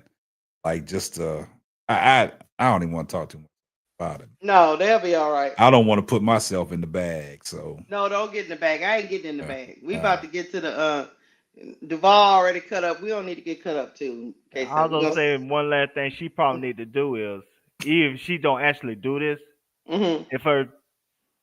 if Notre Dame put out a press release saying that hey, she went to what they call sensitivity training, so it would kind of help her. That's a sensitivity training. That's almost like a Kennedy Carter situation over in China. Don't do that, man. Don't do that, Duvall. Stop. She need to help her image because her image bad. I'm telling you, when all those it's not like just Olivia Miles left. It's like 5-6 players left. 5-6 players got in that transfer portal. I see you broke off, man. We see you in the chat, man. And so it's like that's an issue, man. This is a serious issue that she has to deal with right now. And this ain't gonna just go away by just ignoring it. Sometimes you have to have a what you call a PR team to really help you get out of this situation. And it made it worse because of the interview that aired. Yeah, that's what makes it worse, man. I might get a PR team get out of this situation because the women in chat killing me. Now anti-woman. I fight for injuries more than anybody. But okay, let's keep it going. Profan, what's up, man? Look, he was in that bag, he got cut up. That's all the punishment he needs right now, y'all. Oh, you survived a little bit. You ain't get that above the rim treatment like hooty hoo. Tupac bring that razor blade out of his mouth. You ain't get that treatment, man. I think you survived, man. You ain't get cut too much. You just got scarred up a little bit. You don't need no stitches or anything, man. You just got a couple slashes, man. You'll survive, man. You'll survive. You'll be all right. It's gonna be on your skin forever, but you'll make it. and shea butter can't take that away. No, yeah. Don't let Bro Clark lie to you. That shea butter can't get. Yeah, that shea butter ain't gonna work that, man. They got you. They dug deep in you, but no stitches required, no staples. You be all right, man. You just bear that scar for life. Man. I just had that hand touch the hot stove, but no ice can't help. Yeah. All right. Get to that super chat. Yeah. And then we're gonna get to the next topic. Right. Go ahead. Here comes the money. Money, money, money. Thank AC Chi-Town Kevin. Thank you for the $5 super chat. He said, "Here's the facts. Hannah gonna have a hard time in the W because there's a lot of gay women there. Learn to accept." Yeah, It's unfortunate, man. you know, Unfortunate. I get man. where you're coming from, And you got to be in the locker room with these people. right? Yeah. And look, note to Hannah before we get off this topic. Listen to your auntie Keisha. Anything Candace Owens comes up on your timeline, do not engage. Nah, Do don't not entertain touch it. it. Don't entertain it. Because that woman backpedals more than anybody I ever seen. So She's don't. controversial, man. She's very controversial. So I wouldn't even go down that road. But let's get to the next topic. Let me bring up my screen. The next topic is Indiana Fever or the Chicago Sky. Who's under the most pressure? DeWanna Bonner was trending online last couple of days because she made comments saying that she don't view this season as championship or bust because they haven't been on the court yet. They haven't done anything yet. So she don't think they should have the Fever shouldn't have any pressure to get to the championship is what she said. And I found her comments a little special because I was like, I thought that's why you came there, DeWanna Bonner. But she said no. She said the team has not gotten on the floor yet as a team, so she don't feel any pressure because they haven't won anything yet. So I'm gonna bring up the Fever's little commercial they had right before their season, and then we're gonna talk about which team has the most pressure, the Fever or the Sky. Hold on. Some say we arrived because the world knows our name. Now you know that was never the destination. From the court to the culture, we own the moment. We're not here to chase greatness. We're here to claim it. Our ambitions don't fit into headlines or highlight reels. Our road games sound like home games because our fans don't ask for permission to dominate. So if you thought we arrived, now you know. We're not here for the moment. We're here for the takeover. Let me hit this right quick. Go ahead. Now, do you notice was DeWanna Bonner in that commercial? She was not. You ain't right, Casey. No. And look, I'm with DeWanna Bonner on this one. Mm. And the reason why I say I'm with DeWanna Bonner on this one, that's veteran leadership right there. Veteran leadership. You come in and you try to put out a fire quick, fast, and hurry because of all the stipulations now that you got thrust upon you, right? Mm-hmm. They giving Indiana too much too quick. Mm-hmm. You know, when Indiana made all these acquisitions during the off season, picking up all these players. A lot of people say they got a lot of Hall of Fame players playing alongside of Caitlin Clark. I don't see nothing wrong in what DeWanna Bonner said, because sometimes you got to get out on the court and you got to prove that everybody fits, right? Duvall, you made this statement on a previous show about we don't know how that chemistry is going to work with all them on the court. There's only one ball out there, right?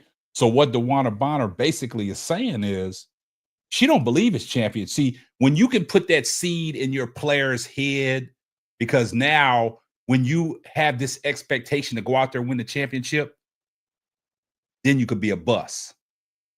And so what DeWanna Bonner's trying to say is like, look, let's don't put that pressure on. Let's don't put that extra added pressure on herself. Let's just go out there and play ball.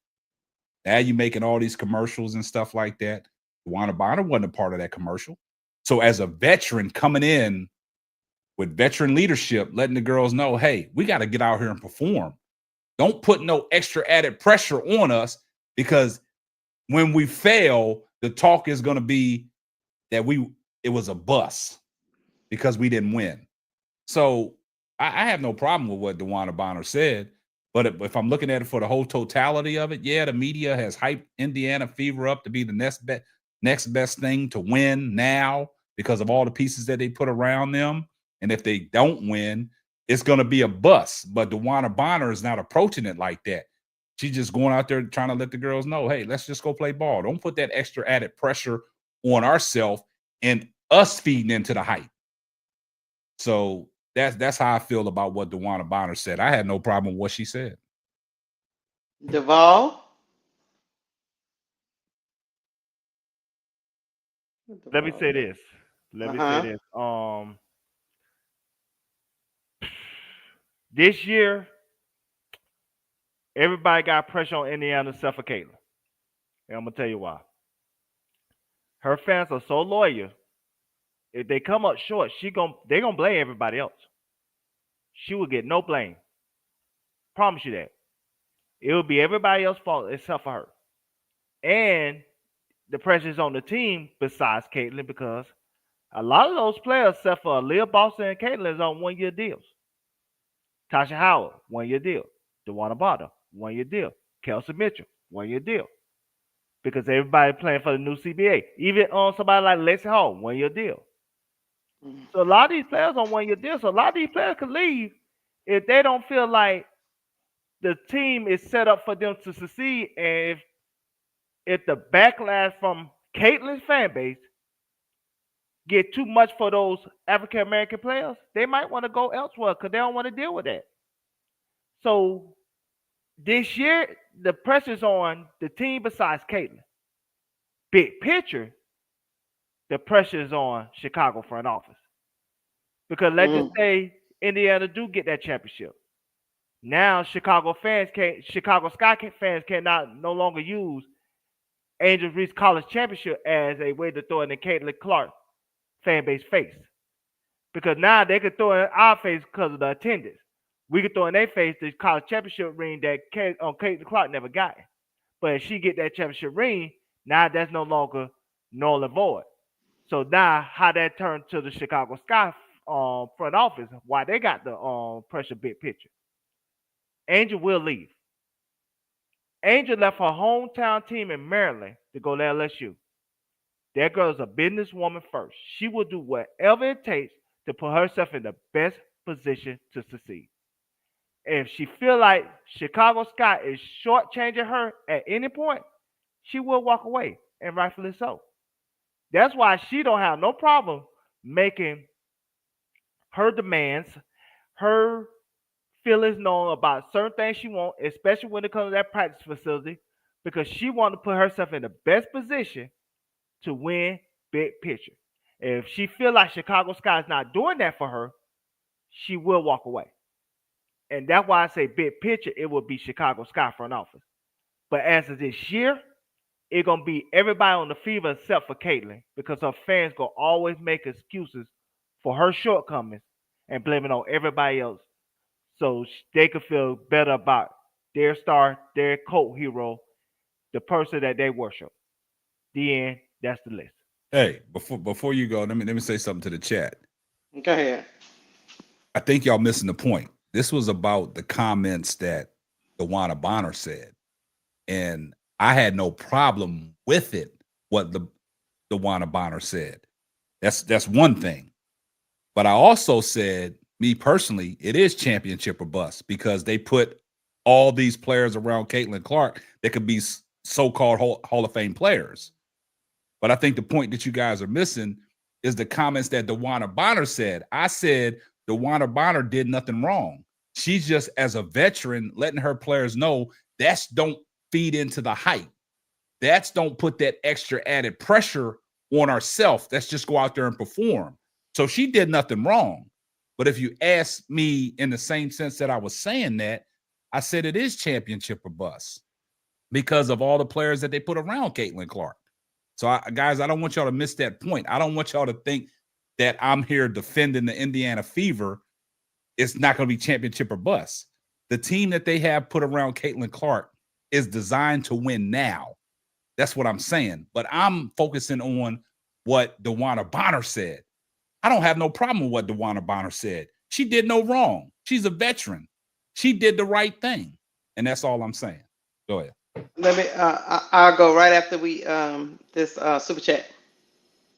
Here comes the money. Money, money, Thank you, Ronnie Repass, for the $5 super check. He said, "Wish I wasn't at work. I have a lot to say about this topic." All right, let me say this about the Rana Bonner's comment. I get where you're coming from, KSAP. I get where you're coming from, KSAP. However, Dewana Bonner was trying to be, like you said, she was trying to be a veteran in the locker room and try to tamper down the expectations. But Dewana, ain't nobody going for that mess. You should have embraced the pressure.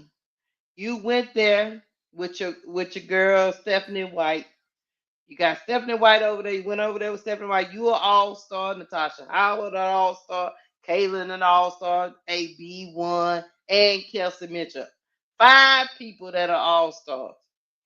You built it. You signed with this team to win now, and I thought it was disingenuous that she's out here trying to not embrace what she signed up for.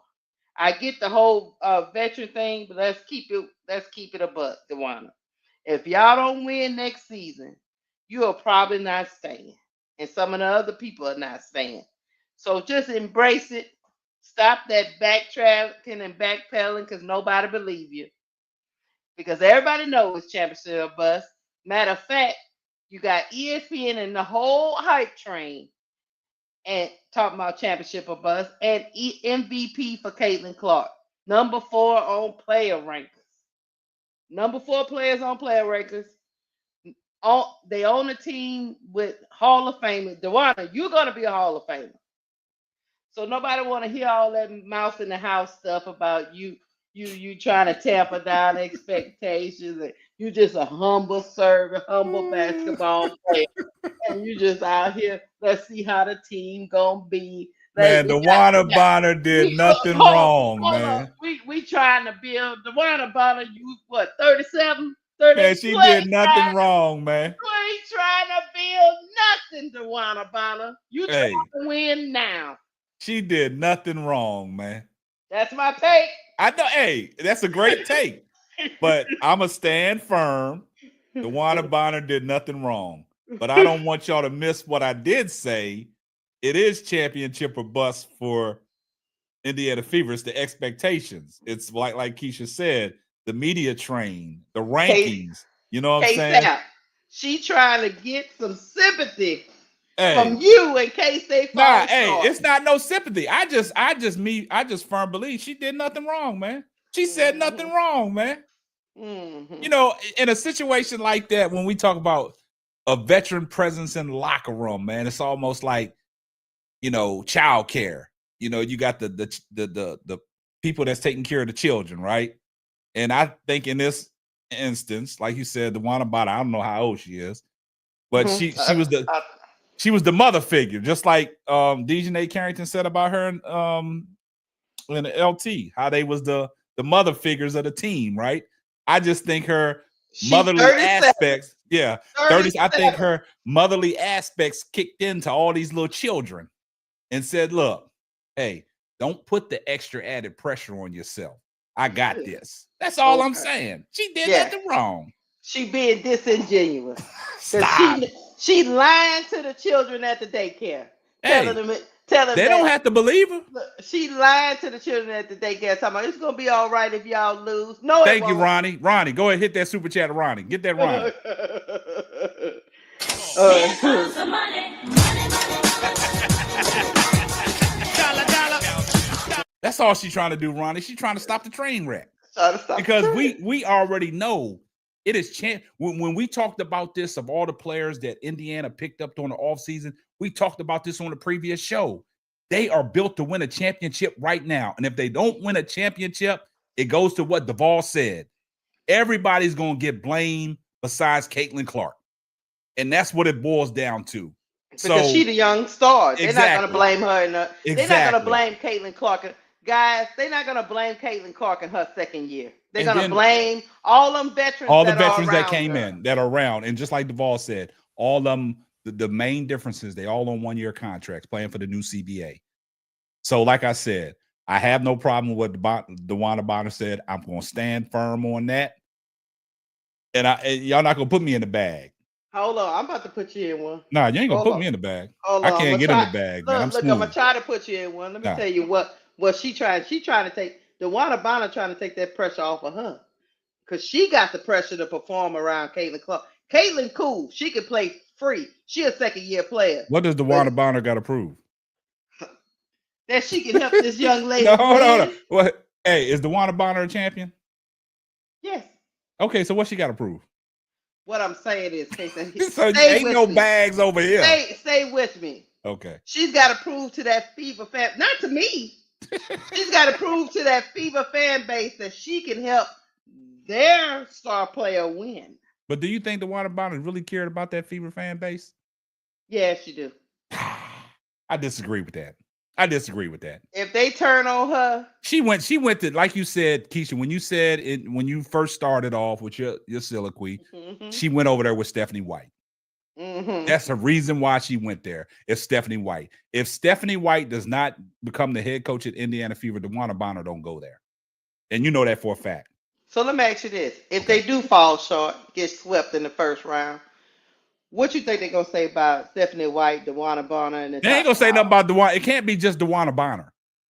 They're going to come out and say DeWanna Bonner. Who you think they're going to blame it on then, KSAP? They're not just going to blame it on DeWanna Bonner. They're going to blame it on that whole nucleus that came over there that surrounded Caitlin Clark. They're not going to blame, like Duvall said, they're not going to blame Caitlin Clark. They're going to blame everybody else. They're going to start giving stuff to Aaliyah Boston. They're going to start giving stuff to Chelsea Mitchell. They're going to start getting them all. And then the report's going to come out about the ESPN ranking where they had Aaliyah Boston ranked so high.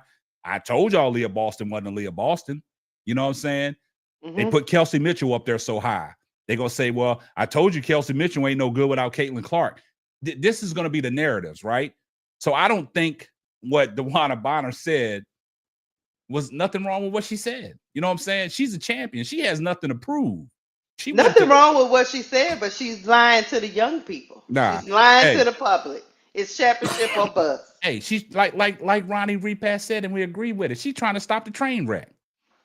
Because, like I said, but she on the train. But listen, what we said last year, Indiana Fever and Caitlin Clark can't always be the talk of WNBA. You know what I'm saying? So they putting all these expectations on, Indiana. They putting Caitlin Clark in the top 3. They putting her in the MVP race and stuff like that. I don't think DeWanna Bonner want to hear this shit. I don't think she wants to hear it. So she's trying to let people know. She's trying to stop the train wreck. That's all I'm saying. I don't think y'all get it. She came to the wrong team, and I think she should embrace it. But go ahead. Clark ain't getting all. See, King of Kings of Lords. Caitlin Clark is not getting what is Caitlin Clark gonna get the blame for, y'all? What? That's what I'm trying to figure out, King of Kings. What is she getting the blame? Y'all not getting it. It's not by her being her second year. It's not by her being a young player. They blame the injuries now, and she in her second year. It's not about none of that. Caitlin Clark is the LeBron James of WNBA. LeBron James in his 22nd year, he clearly wasn't playing defense in the playoffs. He clearly was part of the reason why they lost. Who did they blame? Austin Reeves. They did. And they blame Luka for not being in shape. But Luka just took a team down worse than what he just had with the Lakers to the finals last year. They blamed them not having a big man. They even blamed the coach. Caitlin fans are loyal fans. They already got in their mind what they think of Caitlin as a player. They think of her as the GOAT. In their mind. A lot of these Caitlin Clark channels already say they think she's the greatest player of all time. They already think that. So if she come up short, it's not her fault. It could be her second year, her 5th year, her 8th year, her 10th year. They're not going to blame her. What did I just say, Duvall? I said they're not going to blame her. They're going to blame everything I want to make it clear. It's not because she's a young player. I'm just saying because they already have a narrative in their mind who they think Caitlin Clark is. Yeah, if she come up short, even she have a 1 for 21 game like Sabrina Ionescu did, they still will blame somebody else instead of her. I don't care what point in her career she is. Her fans are just loyal like that. They have a delusion about themselves when it comes to Caitlin Clark that There's nothing that we can say that's going to change it. They just feel the way they feel about their young woman. God bless them. I agree with that. I said that, Duvall. They're not I going to agree. blame Caitlin Clark. They're going to blame everybody outside of Caitlin Clark. But the sole blame is not going to be DeWanna Bonner for what DeWanna Bonner said. It's going to be the people that I name: Aaliyah Boston, Everybody. Cunningham, damn Chelsea Gray. I mean, Chelsea Mitchell. They're going to blame all them pieces. And this is the reason why I disagree with you, K-Sap. DeWanna Bonner better tell them young ladies around Caitlin Clark the truth. Is championship a bust, or y'all getting blamed? That's why I said, man, look, DeWanna Bonner has nothing to prove, man. She Mhm. came over there to support her girl Stephanie White. That's what it's about. Just to add some veteran leadership to that team, because she knows what the hell went on in Indiana last year. She saw all the writings on the wall. She saw everything. She saw all the bullet board material about Caitlin Clark. It's never Caitlin Clark's fault. She know what she signed up for. And K-Sap, she also know that she a 1-year rental. So if Yeah, it that's don't what I work said. out, she out. Yeah, she So out. that's why as a leader she has a due diligence to tell them other cheering. She 37. She the mama, right? Yeah, she She need to chilling. tell them. She ain't got She nothing need to to prove. tell them children the truth, and she did Nah. not. I Come on, don't no, we got time. We I don't got to see get nothing on wrong the with what she floor said, man. and work stuff out. I No, hey, DeWanna Bonner. that's how you stop a train wreck. Go ahead and get the running repasses super chat, man. Go ahead and get this super chat. Hit it. Here comes the money. Money,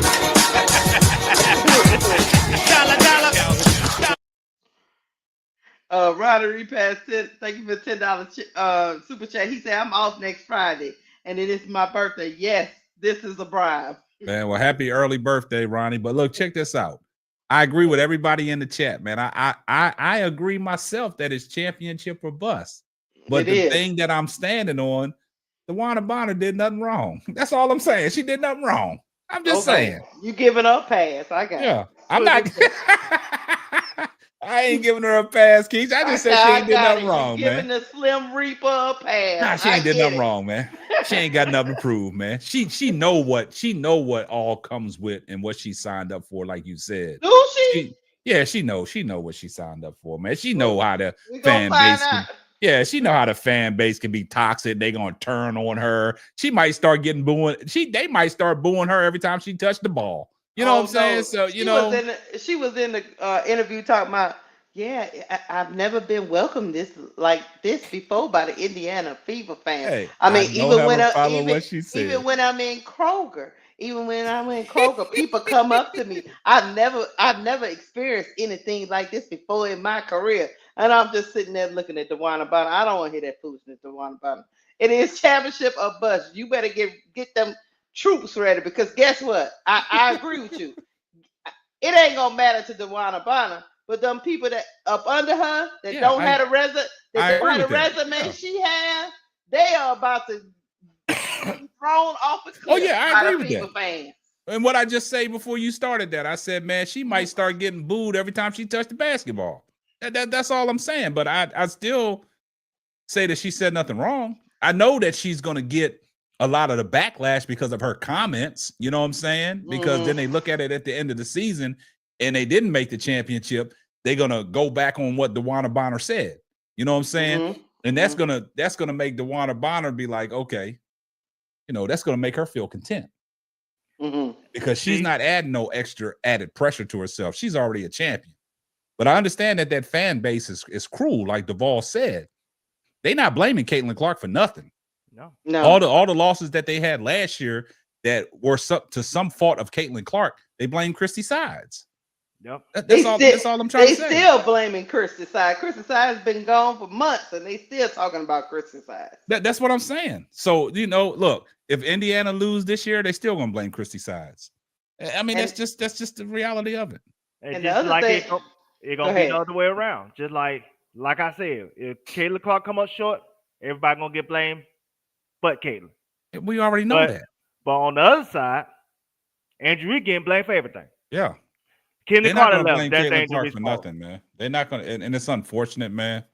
That goes to the other part of the question, And that's right, why I said. Duvall? Let me Okay. hold on once, guys. Let me Go ahead. ask King of Kings and Lords of Lords. You must be an Uh-oh. Indiana Fever fan or a Caitlin Clark fan, because I mean you just I don't understand where you're coming from, man.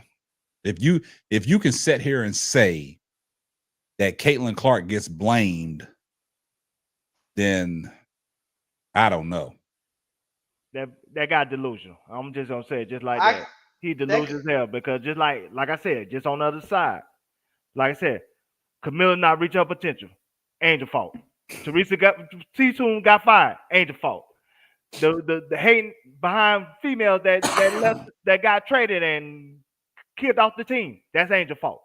So it's like it's the other way around with the Chicago Sky. That's why I said big picture, the pressure is more on the organization with Chicago Sky than it is with Indiana, because like I said again, I'm not saying T. Carmella that Angel is cutthroat, but she is a businesswoman first. And she's not going to allow this organization to let her keep getting blamed for their shortcomings. At some point, she's going to take her own career in her own hand, and rightfully so. Caitlin Clark don't have to worry about that, because like I said, her delusional fans already think she's the greatest of all time. So whatever she does and don't do, whatever way she come up short, they would even lie for her. Just like they lied that LSU was this super team. When Iowa had just as many WNBA players from that championship game as LSU did. But they'll convince themselves that LSU was this super team that Angel Reese joined. And Iowa was this big underdog that Caitlin Clark was just underwear. There ain't no way she could win. They will always make excuse for Caitlin Clark's shortcomings. They would never blame her for anything that she does, even if it's obvious. Because at the end of the day, they already have this delusion in their mind who they think Caitlin Clark is. And as long as they feel that way, she would never get the blame. Everybody else would get the butt. Totally agree with that. Hey, get that little sip 55. Let me get this super chat, and I'm gonna tell y'all a question before I put it up here. So that goes back to the question, y'all. Who has the most pressure? The Fever or the Sky? Here comes the money.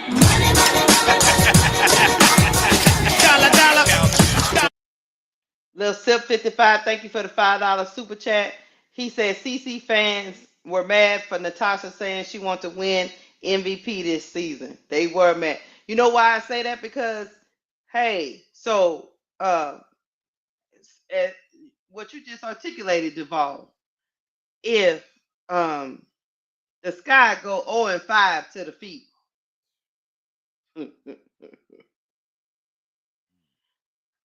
what do you think is going to happen? Is the Sky management more under pressure than the Indiana Fever to win a championship? Angel gonna get all the pressure regardless. But I think the Sky Sky gonna be the Angel blame game. The Sky gonna be under pressure because that woman will leave. I don't have no doubt in my mind about that. But as far as who gonna get the blame, Angel gonna get all the blame for everything. If Camille don't take a step this year, she gonna get the blame. If Vandersloot look washed, Angel gonna get the blame. If you know what I'm saying, if the floor of the court is not slippery enough for them to run up and down the court properly, Angel ain't whacked the floor hard enough. That's gonna be her fault. They already got in their mind anything that goes wrong is Angel Reese's fault. She cannot. The ball, stop, man. Stop the ball. Stop, man. Stop. And so that's why if the shot clock don't work, it's Angel. God damn it, it's her mama fault. That's what they gonna say. They say her mama over her mouth. So you know what I'm saying? They gonna blame her mama, then they gonna blame Angel. That's why I said when it comes to the Sky, that's why big picture, they better do what they can to put this girl in a position to win. Because she will leave. Like I said, this girl left her hometown team in college, Maryland, to go pursue a championship. She's not going to sit there and allow y'all to play on her top. This is a girl that don't mind telling the organization what she want, and you better get what you want, and you better get right then and there. Not when you feel like it, not later on, right now. That's how Mama used to say it. Mama used to say, not right now, right now. That means do it right then and there, or that Yeah. woman will walk out that door. So, big picture, Chicago Sky got the most pressure this year. Michael Jackson don't have the pressure, but the Jackson 5 got the pressure. God damn. Let me tell you why they got the most. Let me tell you why Chicago got the most pressure. Why?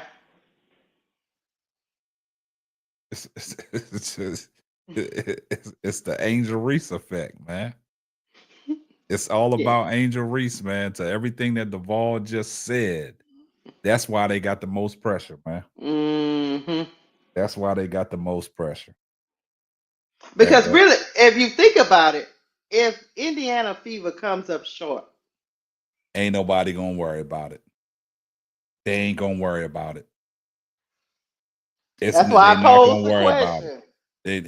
It's not even gonna. It's But not it- even. but if- It's gonna but be if an it- afterthought, man. They're gonna say, "Oh, she was only in her second year." It's gonna be an afterthought, man. They're not gonna make a big deal about it, man. It's just Keisha. It is what it is. They're not gonna make a big deal about it. The question is a great question to have, but they not gonna make a big deal about it. And if the Because Sky don't make the playoffs, it's what's gonna be? a big deal. It's a big deal. All the narratives are out there, going to be out there. I told you Angel Reese is not this. I told you Angel Reese is not there. So when Indiana loses, they're going to make up all kinds of excuses why they didn't win.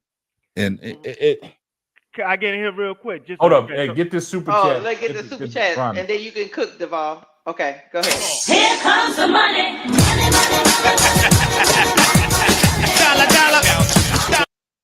Thank you, Ronnie Repass, for the $2 super chat. He said, but Duvall, you said she was management. You goddamn right, and I ain't motherfucking stutter. She is manager. Who we kidding here? She the one make the decision for what's going on in the franchise. If we gonna lie here today and act like that's not the case, how much proof I gotta show y'all? But what Ronnie is saying, then why would she leave if she management? Because at the end of the day, if she cannot get what she needs for herself to win, yes, she will put herself in a better situation. Sometimes you can be management and you're just stuff that you can't do that's out of your control. And to address this T Fowler situation, guy, he said Iowa did not have more WNBA players than LSU.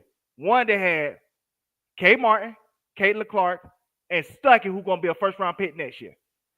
LSU had Angel Reese, Alexis Brown, who got drafted by the Sun and cut during training camp, and Flajay. That's it. That's the list.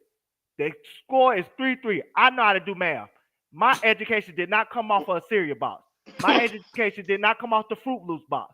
My education is real from a university, not no Cracker Jack box that you got at the corner store. So play with your mama. Don't play with me. Duvall, you get Duvall spicy tonight. Now, hey, he had to do that because the trick bag got him earlier. So now he got to stand firm, man. So yeah, yeah, wow. So y'all saying that all the pressure Fruit Loop is on our girl AR. Yeah, it's unfortunate, man. Because if the shot clock doesn't work, the ball says she got to stop in the middle of the game and go get that shit to working. Yeah, if the mop water's dirty, blame it on Angel. Shit. Damn. The ball said, "Go play with your mom, but not the me." ball said if the lights go out at Windcrest Arena, it's Angel Reese's fault. Damn, the ball, man. You all right, man? The ball, where you at? I'm good, my brother. I said what I said. The ball said, my education now he is said real. Now he said that that's not more WNBA players. They going to have more WNBA players than LSU. Alexis Brown got cut. So that means technically she's not a WNBA player. Just because she walked across stage, that don't mean you actually graduated. You got cut. That means you did not make the team. So technically, they're going to only have two players in the WNBA from that championship team, which would be Angel and Flajay. Oh, man. Because I got to believe Flajay ain't going to get cut. But Iowa had three people that going to make the roster. Caitlin Clark, we know she on the roster. Kay Martin's on the roster. She got picked up twice. And then second, we know she gonna be on the roster. So what we talking about here? Like I said, play with The your mama. Don't Cracker play with Jack me. box, the goddamn Fruit Loops. All that. I'll tell you, them back in the day when you used to have to write on the back of the card and then send it back through the mail, and it took 3 weeks before you got your own stuff back. Return the sender, huh? Basically. Hey, the ball got out that bag. He out that bag now. He on fire now. Hold up. Hey, you got, I got one. Hit it. Here comes the money. Oh man. Thank you for the super chat, Angela Cord, $5. She said, "Sky is in rebuild. They have room. Indiana built super teams. They're expected to win more pressure." That's the way it should be. That's the Angela. way it should be, Angela, but it's not going to be that way. That's unfortunate, man. The ball, man. Because unfortunately, the world we live in Yeah. is anything negative that they can put against Angel is coming full force. Yeah. That's just the narrative, man. That's just the That's way. just the narrative. She got to work with the narrative. Unfortunately, yes, Caitlyn is surrounded by also. Yes, that's the reason. Well, that's one, Angela. That's one of the reasons why I have a problem with the Wanna Bonner's Man, stop comment. that, Keisha. We'll leave that alone. We You know passed the why? Wanna Bonner's Because comments. I know what she's doing. I know what she's doing. Supposed to do that. She's supposed to do that. As a veteran, yeah, she's supposed to. Meanwhile, the other girl Stop the train wreck. The other girl crossed the road in Chicago. Don't have all these all stars. Yeah. But she's supposed to beat Caitlyn every time they play. Yeah. Watch what I say. But see, it's unfortunate because Angel Reese is playing against a narrative already. You know what I'm saying? And you know, it's hard to shake narratives, man. When these narratives are out there and people keep adding on to the same narrative, it's hard to shake them. And Angel Reese is playing an uphill battle. You know what I'm saying? She got to play against the narrative. She got to play against the media. She got to play against the trolls. She got to play against everybody. Yeah. So like you said, Keisha, in the world today that we live in, and we look at it from a basketball standpoint, yeah, Indiana should have the more pressure, but it's not that way. It's ever since Angel Reese came into the WNBA, on the fact that the way she came in on the WNBA, she came in as a champion because she beat, you know, everybody's favorite in Caitlin Clark. And now you're playing against a narrative. So it's unfortunate, but hey, like Deion Sanders Jr. said, the rejected will be respected. Mm-hmm. It's a great quote. Yeah. Now they moving the goalposts when it comes to Angel. Now they can't pick on her game at the moment. Now they want to pick on attendance. Yeah. Come on now. That's these narratives, Duvall. We talked about it. Are we kidding? Yeah. Preseason. We picking on preseason tickets. Look, Duvall, I ain't never talked about no attendance to no preseason game. This is the first time I've ever heard anybody talk about that shit. Yeah, they want to point it out. They want to make videos, thumbnails, highlighting the empty. Man, this is crazy, man. That's diabolical, man. Pre-freaking season. That's diabolical, man. The Dallas Cowboys is the #1 team in sports. And I went to a preseason game in Dallas, and nobody wasn't there. I know. Sometimes they be giving away them tickets. Hey, they said, let's see if the Pope can do something, man. You know, the Pope, you know, he's from Chicago. The new Pope from Chicago. You know what I'm saying? Let's see if he's a Cub fan. He didn't come out and say he was a Chicago Sky fan. Let's see how that works out. But it's, oh my goodness, walk it like I talk it. The channel is a bit biased. Why don't you allow others' opinions to be expressed? What opinion you want to be? I'm kind of lost on that. Walking like I talk it. I'm trying to figure out what you're trying to say. The part I don't understand is I disagree with KSAP. I disagree with Duval and this whole thing we've been going on. So what you talking about? Walking like a talking? Yeah, I don't never agree with Keisha. So what are y'all talking about? What are y'all talking about? See, that's the comments that I just don't understand. What are y'all talking about? This channel is a bit biased. Why don't you allow other opinions to be expressed? Okay, everybody's expressing. He said that Reese has all the pressure, but not Clark. Why is that, Lord Jesus? Okay. I'm missing something. Let's slow that down. Put that comment on the screen, Keisha. Go so on we and can explain address it to that. him, K-Sap. I'm kind of confused. You said Reese has all the pressure, but not Clark. Why? Because that's the way it is. That's the narrative out there. Walking like I'm talking. Let me put it in simplest terms for a 5-year-old to understand. Cause your stupid ass fan base, Caitlin Clark fans, make the pressure all about Reese. They don't give a damn about Clark and her accomplishments. If she win or if she lose, she will not get the damn pressure. But Reese will always get the pressure because your stupid ass fan base always want to come and interrupt and try to put a divide between the team, just like they did last year. They put Kenny Carter and Trip Bad Nashi eat tacos and linguinis and quesadillas and everything. On a side note, Kennedy Carter had a good game the other day. And in Mexico. It was in Mexico, but and she's still going to stick on the frog down there in Mexico, in Cancun. She can't even come to the United States no more because of y'all stupid ass fan base. Hold on, Duval. Let me ask Walking Like I Talking a question. So if Indiana fails, are they going to blame Caitlin Clark? I just want to ask you a question. If Indiana fails, is Caitlin Clark going to get the blame? Answer that, Walking Like I Talking. Yeah, I want you to answer that, and then I'll ask you a follow-up question.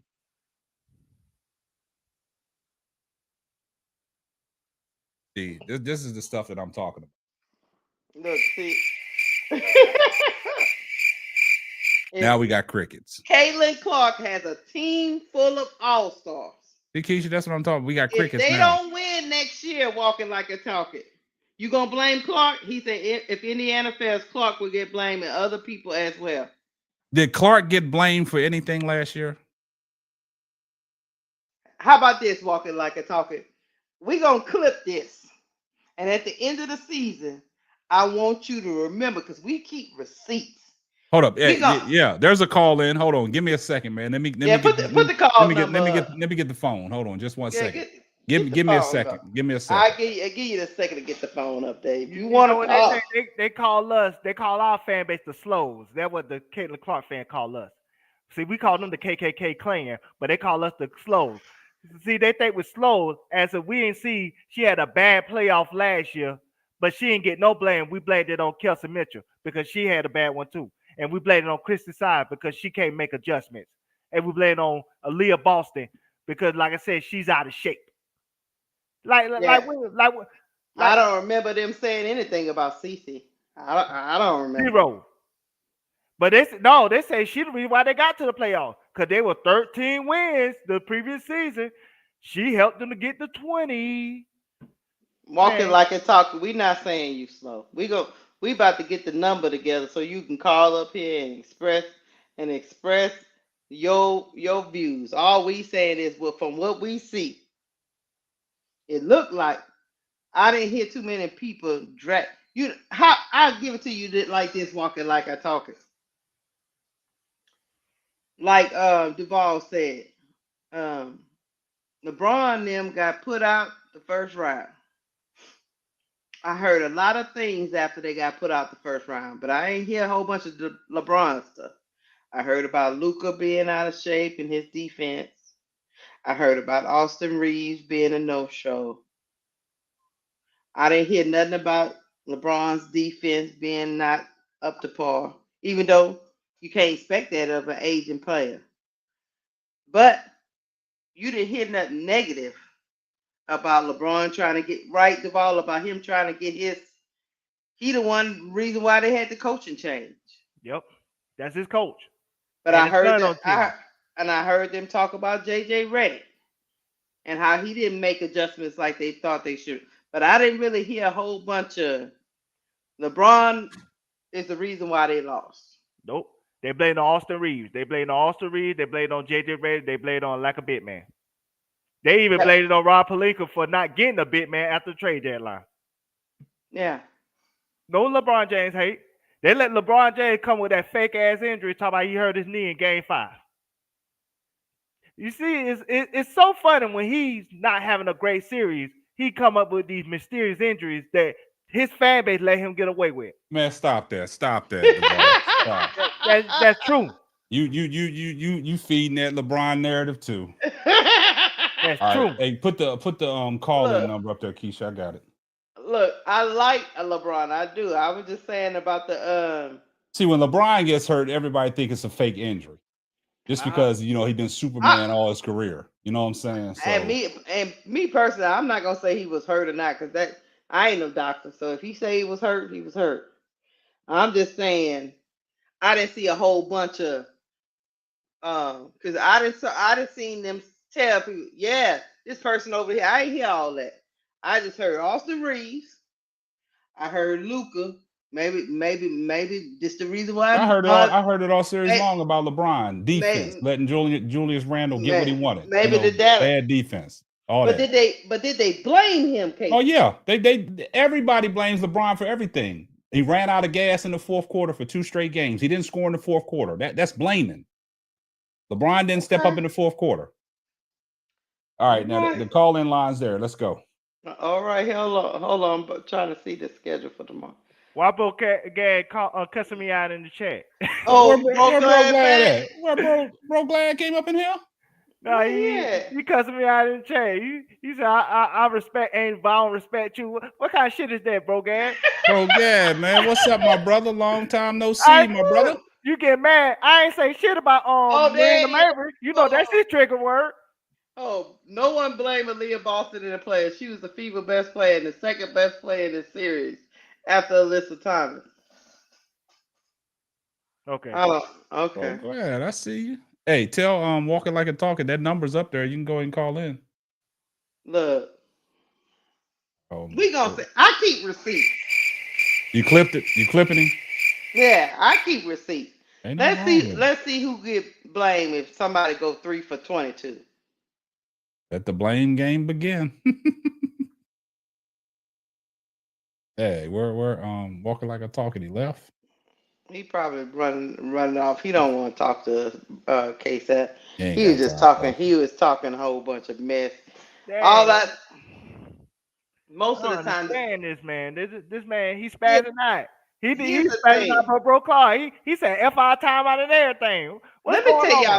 Let me tell y'all something, to be honest with you. Walking Like a Talk is a she. I apologize. See, when y'all come in here with all these names, we do apologize. We don't know. We ain't got no picture. We ain't got no picture or nothing. So we do apologize. I don't want to disrespect nobody. If you're a male or a female. Let me explain something to y'all. The way it's supposed to be, even when we talk about LeBron, when you are the star player and your team doesn't make it to wherever it needs to go, you are supposed to be blamed. That's like they blame the quarterback. No, the quarterback don't control everything. But who gets blamed, K-Sap? LeBron gets blamed for everything, man. It's just that's not. He's supposed to. Oh, yeah. I had no problem with that. He's a star player. But for y'all to for Duvall to say LeBron didn't get no blame for this series against Minnesota's asinine. LeBron called all the flack. I don't know, but I ain't. Man, he was getting Keisha. He ain't getting no blame like that. JJ Redick got the blame. That was the exit interview when Kendrick. See, you taking what Kendrick Perkins said about JJ Redick. That's what you're taking. But through the course of the series, it was all on LeBron. LeBron didn't do nothing in 2 games for four quarters. He didn't score. LeBron got the blame for them 2 straight losses, man.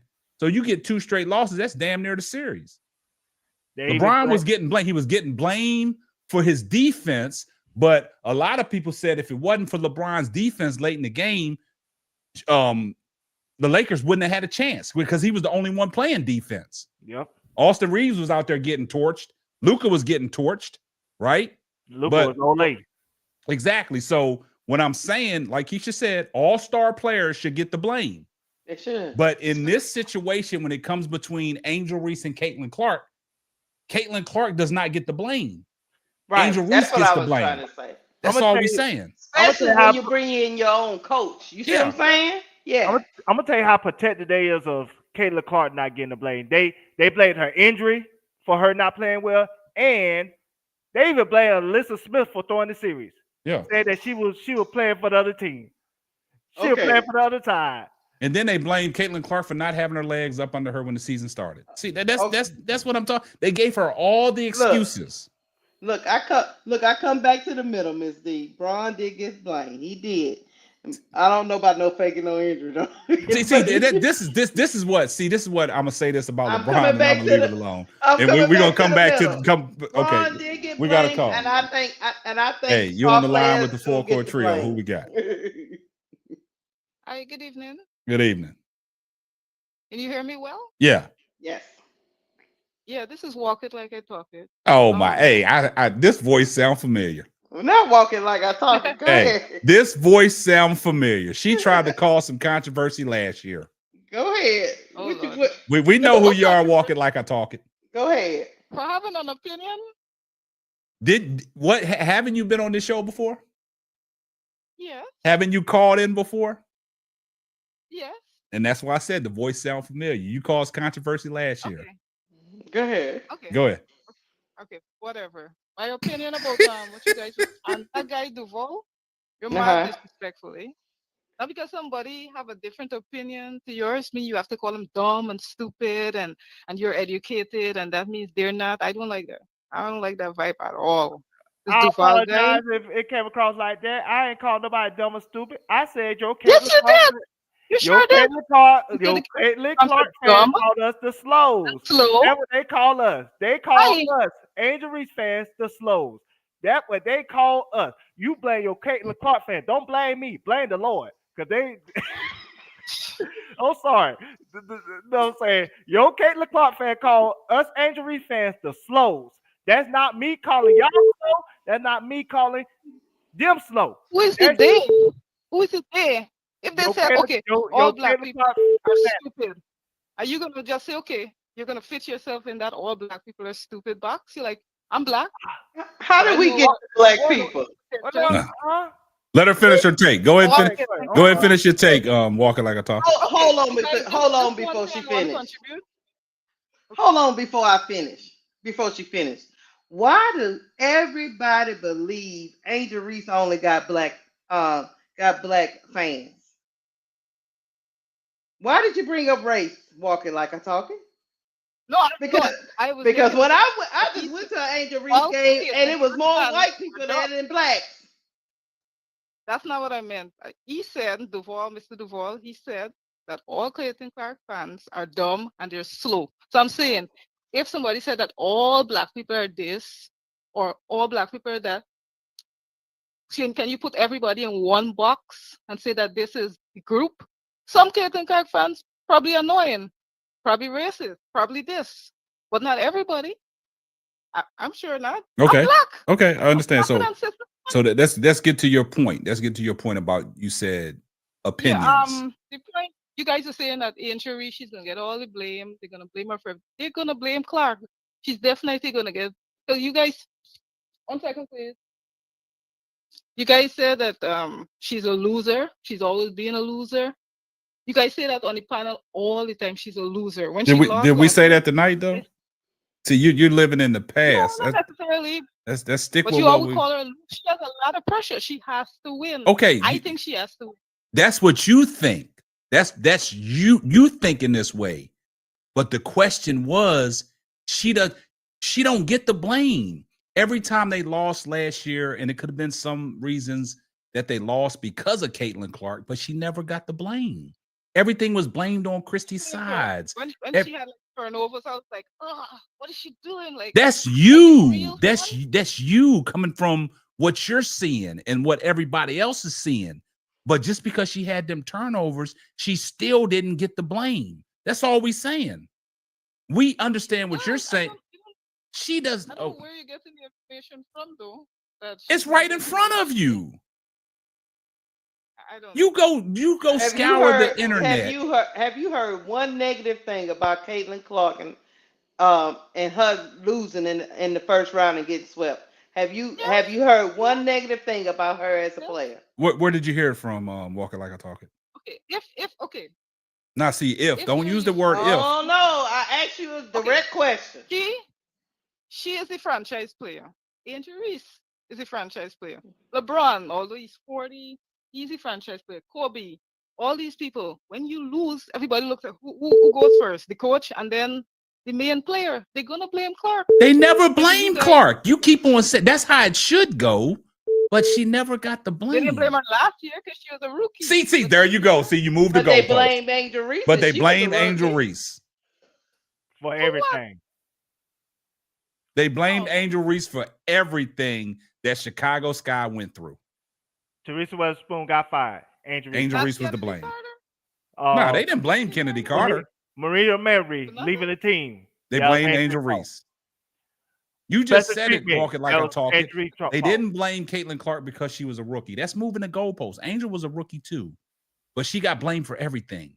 And what I'm trying to 13-7. say is everything that the Indiana Fever went through, they started out, they made an excuse for Caitlin Clark every time they lost. Okay, her legs wasn't under her. That's why they had the tumultuous start at the beginning of the season. She didn't have her legs. After she came back from the All-Star break and Olympic break, she started getting it going. And they came out guns a-blazing. And everybody said, oh, yeah, they only doing this because of Caitlin Clark. But when they lost, they didn't blame Caitlin Clark. There were some games that Caitlin Clark did not show up in the fourth quarter. She was like Gizmo. Lights came on, the lights was too bright. She ran and hid. And I blame Caitlin Clark.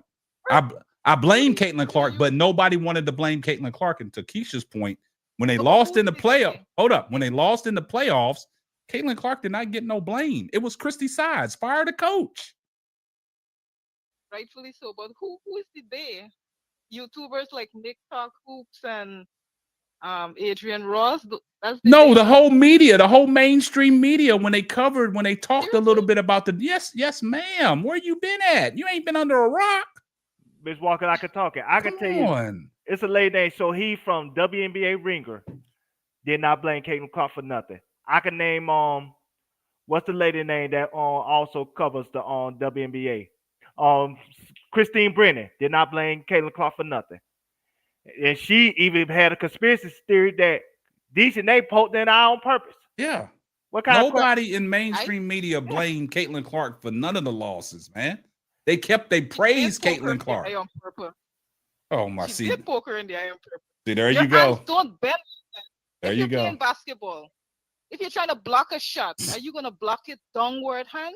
Anybody that played basketball, Hey, will you block it downward hands? I gotta respect your opinion, but you're way off. I gotta respect it, but to me personally, that's just how I feel. I think you're way off in this situation. That's what I was saying. It's kind of biased because how is it biased? I just don't understand that. How are we being biased when we're stating out the facts? Come on, walk it like I talk it. No. What is facts? The facts is that she did not poke that girl in the eye on purpose. She didn't? No. Oh, okay. Well, You are way off because you came on here and you say you guys play that basketball differently from me. I've never you blocked see a it, shot you like see it through conditionally lenses, Never. right? Come on, open up your lenses because now Okay, you're coming up here saying Carter that, push her? huh? Did she do that? What's that? Did she push her? Man, that's Did a she nice check little her? hip check. Well, that's a nice little hip check. Nothing malicious. The way people made it seem it was. Matter of fact, let me add something to that. These people act like they ain't never played a sport. No. Listen to this. You know, Kendall Carter did the little push. They ain't blame Caitlin Clark for trash talking her and hitting her in the face. The play before that. Nobody talks about that. But even the old Chicago Sky newspaper said that Kendall Carter assaulted the woman and she should be arrested. That's what they said. That was said. a real article by your Andy Constable, who is another Caitlin Clark apologist. Come on, man. I respect your opinion, walking like I talk it, but I think you're just way off when you're coming up here saying that Caitlin Clark gets the blame for everything. It's way off. Because it's way off. Because my opinion is different. It's way off though. Based on the criteria of what we're talking about, it's way off. Okay, in what way am I way off? Because you're saying that Caitlin Clark gets the blame for all Indiana's losses, for all their shortcomings. That's she gets blamed for all the losses. K-Sap. Won't win this year.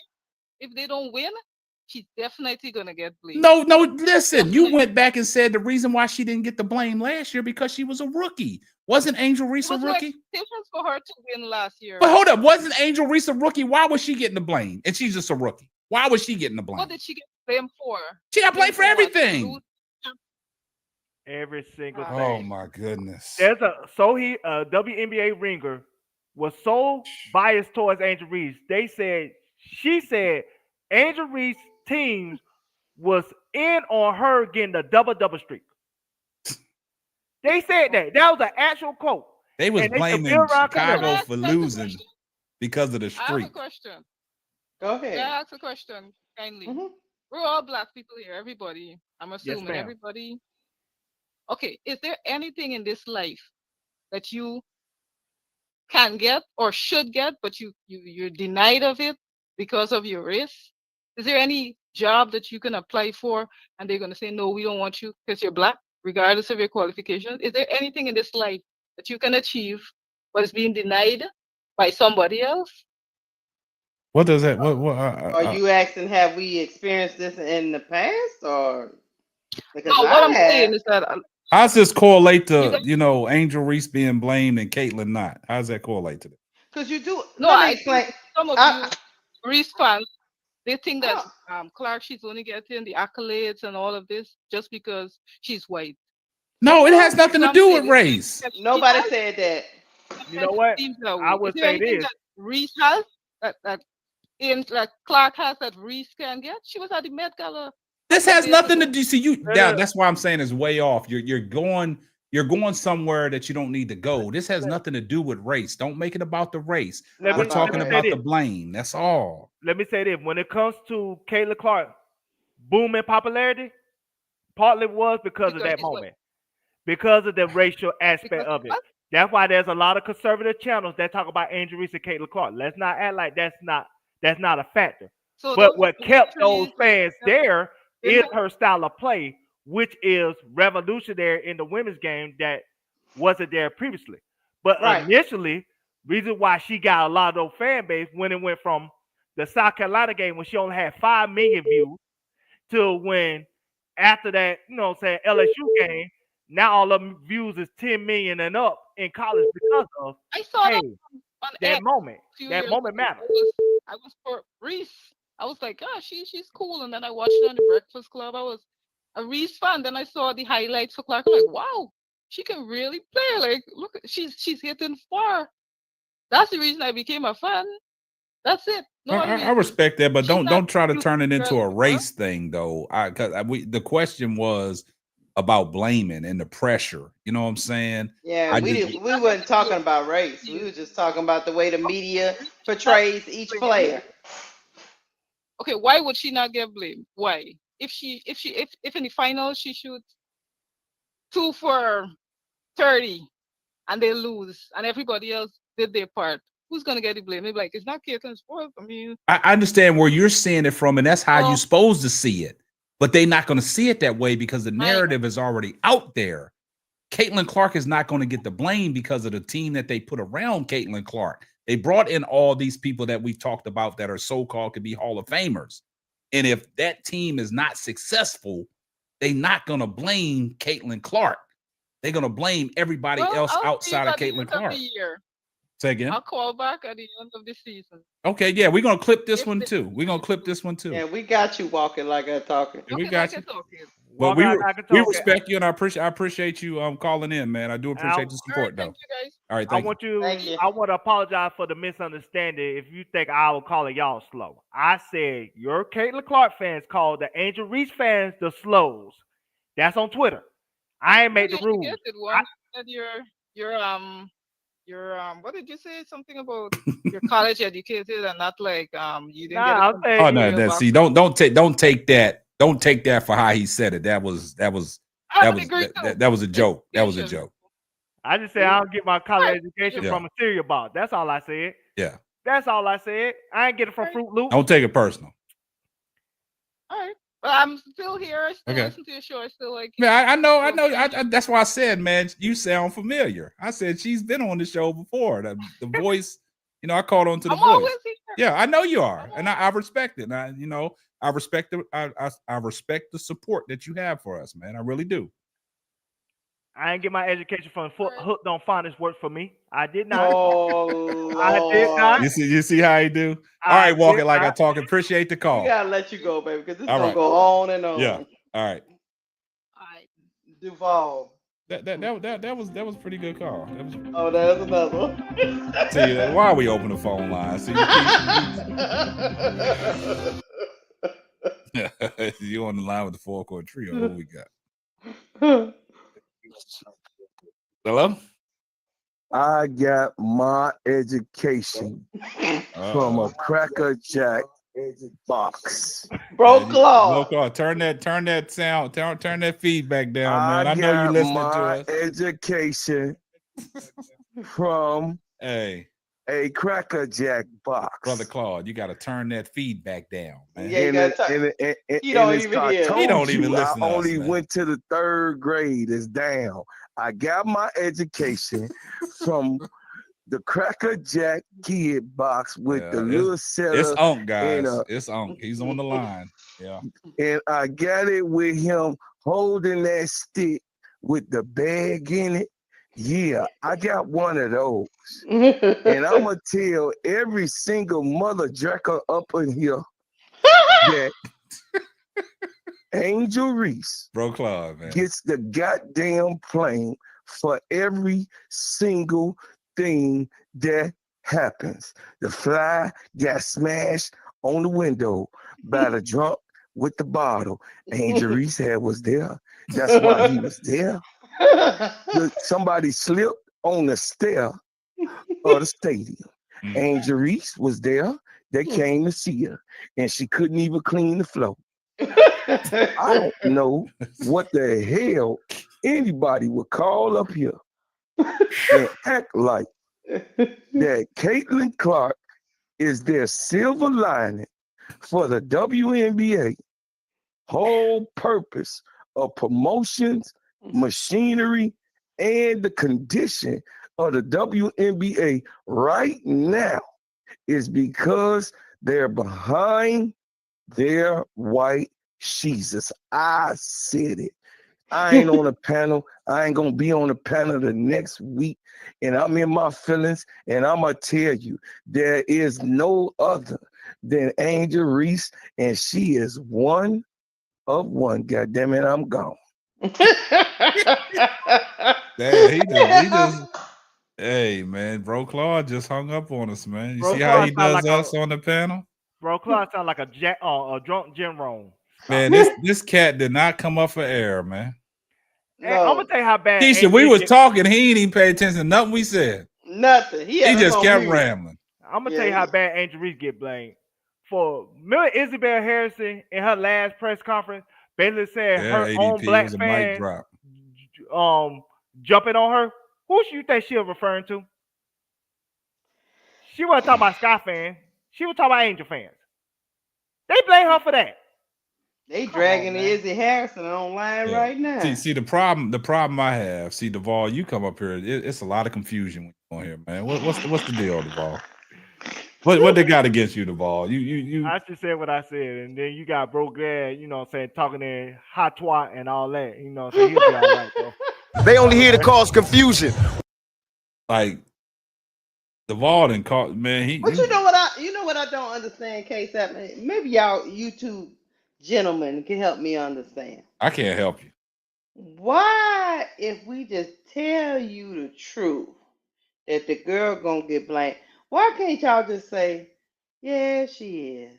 It's unfortunate. Yeah. But that's the way. But no, y'all come around trying to justify Everything. That's the problem I have. Why? Just acknowledge it. It's okay. And you know what the crazy thing about it is? Hold on, we got a caller.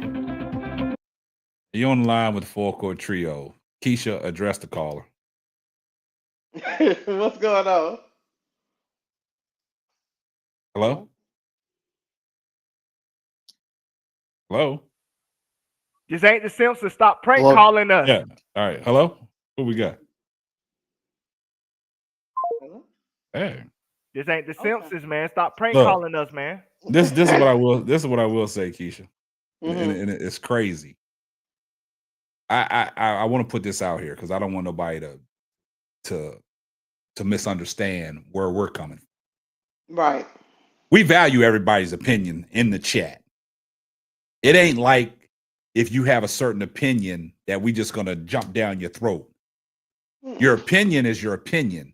That's why sometimes reading it, it just looks crazy. And we ask you, that's why we open up the phone line. Just give us a call so we can talk and have a better understanding. Because some of the people's typing, you're trying to listen to the show and type at the same time. So you might mince words, right? So that's why we always ask for clarification. We value everybody's opinion in the chat. Because if it wasn't for the chat, the channel wouldn't be popping the way it's popping. Because we have a lot of engagement and things like that, and y'all support what we do. So we value everybody's opinion. And when we say that some of your opinions are way off, don't take it derogatory. Just take it in a sense like, I disagree with that. Just like Keisha has made it known. She's disagreed with me plenty of times. I've disagreed with her. I've disagreed with Bro Claude plenty of times. Yeah. I've disagreed with L. I disagree with a lot of people. I've disagreed with Duvall. So we don't take it personal. It's agree to disagree. But I think people take it out of context when we say, okay, we value your opinion. And then when we say your opinion is way off or your facts is way off, y'all get in y'all's feelings. It's no need for that. Mm-hmm. We can all be cool. How about to say you almost called me LeVar Ball?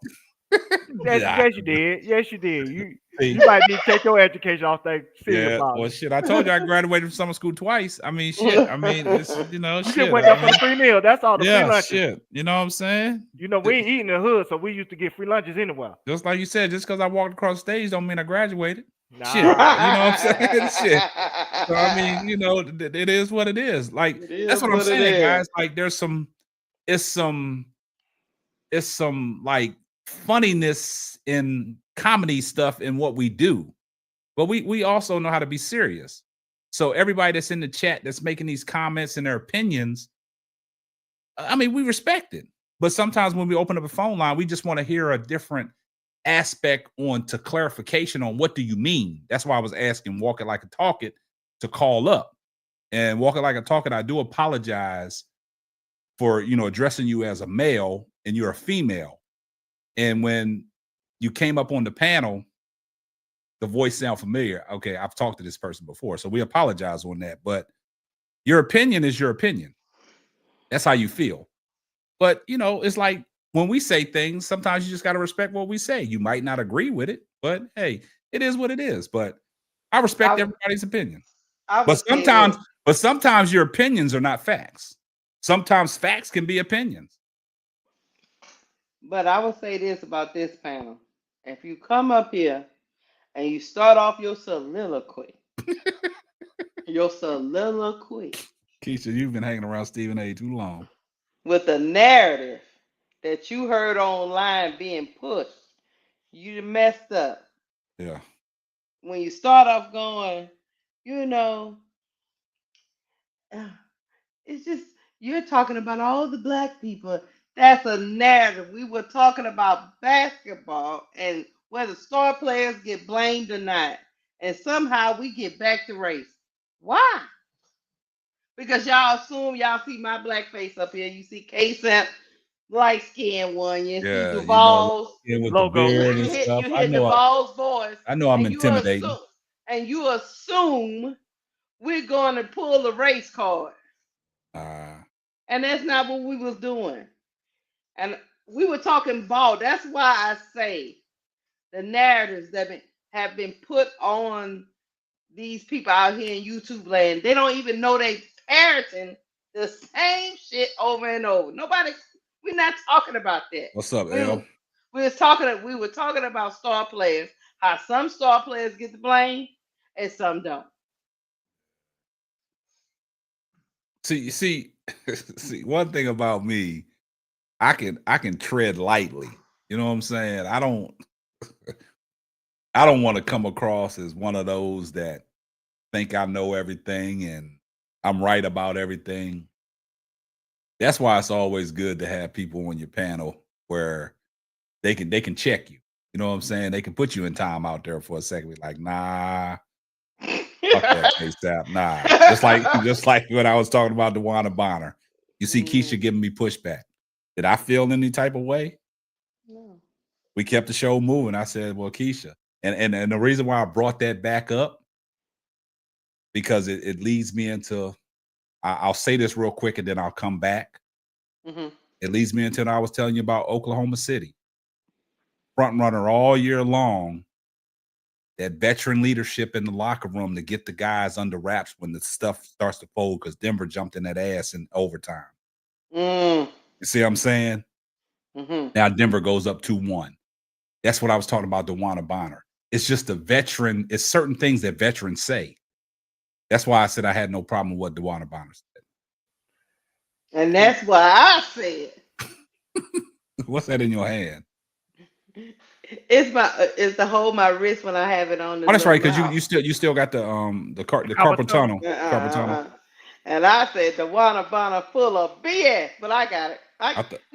Seriously, we agree, but parts of it we disagree. Yeah. Because I agree with you. I know what a veteran trying to do. She's trying to temper down expectations. She's just trying to stop the train wreck. She's trying to take the pressure off the young players. I get where she's coming from. The train wreck. I just wanted to stand 10 toes down because I know what she came. I think she did. But I thought that pad that you had was for the milkman. That's what I thought. You know, shut up. You now let me ask you this. That pad, I'm gonna end up getting one too because I use my left hand a lot. And it might be jammed up, What you using that left hand for? Overuse. Overuse of the left hand. Hey, hold up. The overuse of the left hand. I'm trying. Hey, y'all, come on, man. I know we on the D block, but you talk about overuse of the left hand. Don't do that, Don't do that. Don't do that. Overuse. See, y'all gonna come into. You see what Duvall said? He said overuse of the left hand. Y'all think about overuse. Too much information, Duvall. Yeah, Duvall, keep that to yourself, man. Keep that in. See, y'all gonna turn me into the DJ Academics of the Keep that down south. And with you, Keisha, don't think I didn't catch you putting your mic on mute, talking to the milkman off camera. Don't think I didn't catch that. Now, you lucky, bro, Claude. He might call back in because I think if he was watching, he saw the same thing. You telling lies. The baby came to tell me good night. Nah, because you just got back in town. The milkman's there. Shut up. You make me sick. The milkman got a couple deliveries. Well, at least I ain't like Duvall with my left hand hurting. Oh, shit. Damn. I'm going to need it. Duvall, I see. And you see. The left hand. That Johnson left hand hurt now. Duvall. Come on. Hey. We got to put a poll up, man. We got to get Duvall a woman, man. We got to get Duvall a woman, man. Hey, the chat, Duvall needs a woman. Because that left hand, hey. Going through hard times. Hey. Duvall, hey. For people that don't know, Duvall about 6'5", 6'6", y'all. Y'all be surprised what Duvall look like. Did I put you out there, Duvall? I ain't put you out there, did I? All I know it's too late now, but hey. Just because I said you 6'5", 6'6", that's putting you out there? Nah, I don't give a damn. It is what it is. They like them tall anyway. You know what I'm saying? I appreciate you. See, you making me like Inspect the Gadget. That's all you're doing. You making me like Inspect the Gadget. Inspect the Gadget was tall too, and then he could stretch this up to like 7 feet. So that's what I'm saying. Imagine a 6'5", 6'6" guy using the left hand. Yeah, see, all I know is I did not come up here for this. No, hey, because you started with your little white little milkman pad and shit. I mean, yeah. This is all Duvall's fault. Duvall, why you let him take you down this road? All I asked is, do I need one too one day? You brought, hey, you and Duvall, y'all put this together. I didn't know the 4-Court Trio was on tonight. I didn't know when you was getting back, Keisha. I got back in late last night. I didn't know when you was coming back. So I didn't know how this stuff transpired. Me and Duvall, we were talking. Let's fire it up. Nah, because all of a sudden, I saw you hit me back. Because when I left out, when I told you I was on the plane, I hit y'all when I touched down, and I showed a picture of me on the runway. I was like, and then when I got back, I didn't hear nothing from nobody last night. I didn't hear nothing from nobody. I'm like, damn. So I know Keisha was still out of town. I saw the message because Bro Claude had hit me up when I was in the hotel. He told me about the death in his family. Mhm. So then I was like, I didn't hear nothing all day. And then I was doing some stuff. I was going through some paperwork. And then I looked down at my phone and I looked, I said, Keisha, I said, four chord trio. And then I missed a text from ADP. I'm like, hold up, man. Today is Friday. I was, I was lagging. You know what I'm saying? The time change, I was lagging. So I was like, shit. And then I was like, Keisha, send me the stuff so I can get it set up, man. So I said, give me about 2 minutes. Let me get upstairs, man, and get on, right? You know what I'm saying? So I was like, then I looked and you sent me another message and you talk about you back in town. I was like, shit, I was discombobulated, man. So shit. Let me But tell I'm you, here now. when work knocked off, I laid down, said I'm gonna take me an hour nap. Shit, I was out. And when I woke up, I said, Duvall. Yeah, and I was asleep. Right, we supposed to go on tonight. And I didn't, and I saw it, and I was like, damn. I was like, shit. But at the time I saw ADP's message, it was at 8:58, and she was like, "Is the full court trio going on tonight?" I was like, "Damn!" And something just caught me. I was like, "Damn, the night is Friday." So the time just went by so damn quick from Wednesday to Friday because everything was fast paced. But then I was like, "Damn!" And then I was like, "Damn, Keisha already got the shit set up." That's why I said, "Send me the stuff, man, so I can get back acclimated." No, Duvall was very patient because I had to hook up my whole thing back again. Now Duvall got patience. He got patience. I was hearing echoes and all kinds of stuff was Yeah, going Duvall on. got patience, man. I said, Duvall, I don't know, my internet not working. He just listened to me very patiently. He very quietly. Look, He was like, you look. go get it. You go get it together. The crazy thing about it is, man, I ain't been up in the studio. For about a week. And I came up here and I'm like, damn, that's what when we get ready to start the show, I'm like, hold up, man. I said, I can't even get shit. I forgot how this shit function. And now shit, I was struggling. Shit. You big time now. You graduated. Nah, man. I mean, I'm sitting here, Duvall, like, sometimes like when you step away for a minute, man, and you be like, did somebody mess with something? Something ain't acting right. You know what I'm saying? Because like when Keisha couldn't hear me at first, man, I was like, man, because I was on my phone, I was like, damn, I had the mic on. Like, what's going on? So I'm like, shit. But I got it all figured out, man. Yeah, she woke me out my sleep and said, "Ain't nobody answered. Can you come in tonight?" I'm like, "Yes, I come in, boss." we could always count on Duvall, man, because he tried to change the show anyway, so we got to count on him. Yeah, that's what I'm saying. I said, "I come in, boss." And then I tried to get a little 45-minute Z's, and she kept texting me every 2 minutes. I'm like, I ain't gonna get no Z's. Nah. Oh, put that comment on Walker Like I Talk It up there. Here we go. She said, at least I have courage and not a coward. Why y'all don't call in? At least I'm not a hypocrite and have an individual opinion. Call me whatever you want. Nah, y'all stay off of her, man. She got the courage to call in, man. Shots fired. Pew, yeah, pew. they firing at you, Walking Like I Talk It. Pew pew pew. Yeah, but you can handle it. You grown, you can handle it. We get shots fired at. We get shots fired at us all the time. So hey, bro, still cussing me out in Portuguese. I saw Bro Glad post one comment and dipped on us. Where he go? He got tied out a lot because Tula plays. She got my back. She ain't gonna let me get cussed out a lot now. She's swinging that chat for me, but he'll do some cussing. I didn't see all that. He'll cussing like a drunk man on a Friday night. Like he had him one of them old E40s. That was he'll cussing me out. But she ain't play that. Small liquor bull, huh? Yeah, she ain't play that. I got a question. Have y'all ever seen two players make people have such an emotional response like these two players?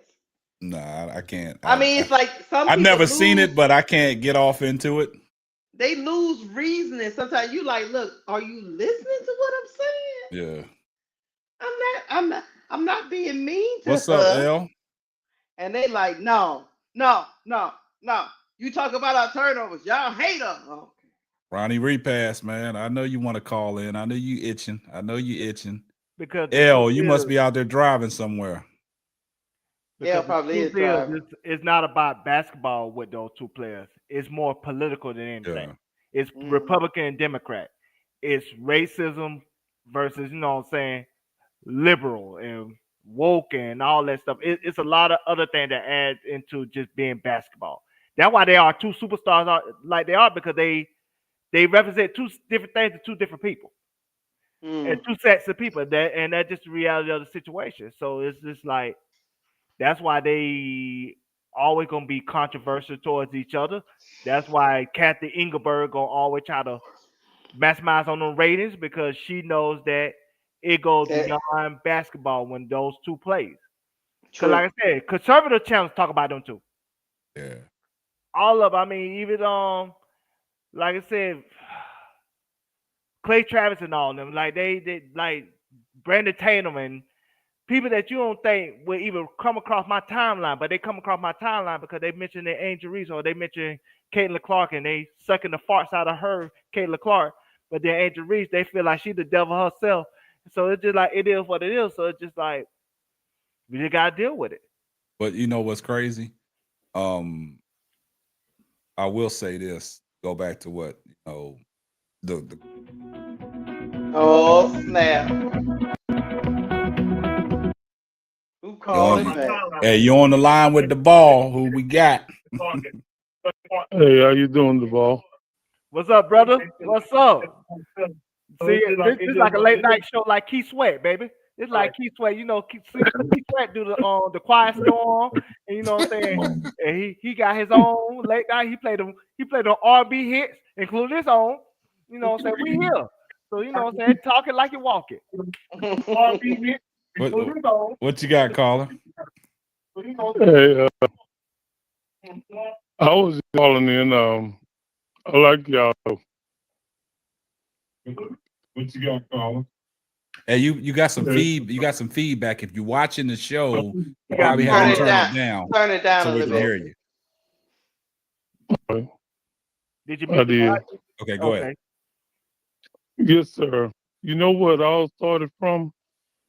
When Jill Biden wanted to invite Caitlin Clark and them team, the losing team, to the White House. And then we won. And that's why I think it all started from. Like y'all get political too. Yeah. Mm-hmm. Yeah, it started from Dave Portnoy and Keith Overman calling Angel a piece of S. That's when we knew, okay, what time it is. And then we in the Trump era, so you had to add that in the situation. So you're absolutely right, caller. See, that's why I said, do you got any song with question we need to play? Because like I said, this is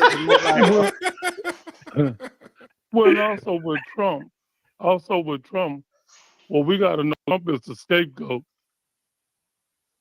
So, really, if I could put it, Biden is a Democrat and his wife is too.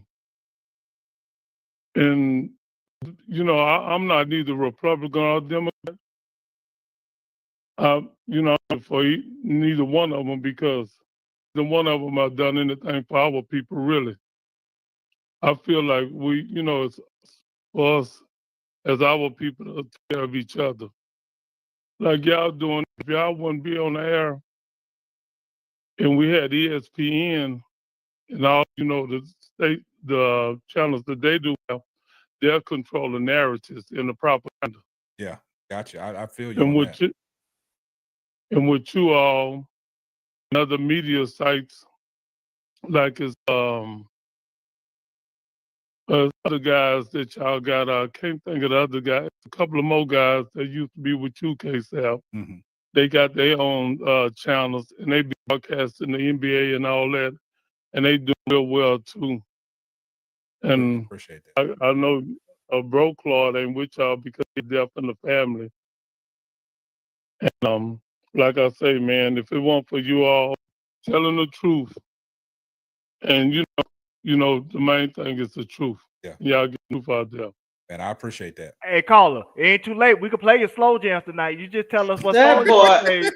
We can play it now. that is We can play the crazy. slow jams. I got them over here, caller. Just tell me what you want to be played. I am Keith Sweat. We will play the slow jams tonight. You can get some. If you don't get some, it ain't my fault. It's your fault. Now come on, now. Let me know what you want to be played. Oh man, y'all crazy. But That man, boy stupid. hey, we appreciate the call, man. Anytime that we on, feel free to call in. All right.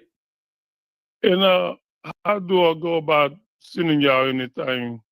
What I Just gotta press the in the chat when you get ready to chat. There's a money sign there, and just hit the money sign, and it allow you to send a super chat or a super sticker. All right. Also, we take cash apps, we take PayPal, we take food stamps, we take EBT, we take it all. You Hey know, man, this whatever guy, you think is hey, appreciated. the ball crazy, man. I can't Hey, mess around with the ball. K-Sap, you went up. K-Sap, you from Dallas? Nah, I'm originally from Baltimore, Maryland. All right. I mean, the area you live in now. Yeah, Dallas. Yeah. Yeah. Dallas and stuff. Yeah. All right. I'm right Houston area. Oh, okay, great. Oh, I was just down in Houston back in April. Yeah. All right. Yeah. We came and seen Angela Reese granddaughter play ball, and we seen her play against the Dallas team up there. We wanted to see Angela Reese play. They came from Chicago last year, and we seen her play. Okay, great. Man, hey. Like I say, this is gonna be a good season because we're seeing them getting that rest. Seem like them college players transitioning from the March Madness and going into the W. It's kind of hard for them. Remember, you say Caitlin got her legs under after All-Star break. Yeah. Yeah. Yeah, it's kind of hard. Just like with Paige and all of the ones that's coming in, they got to acclimate, and get to the W. Just coming from the March Madness. Yeah. Yeah.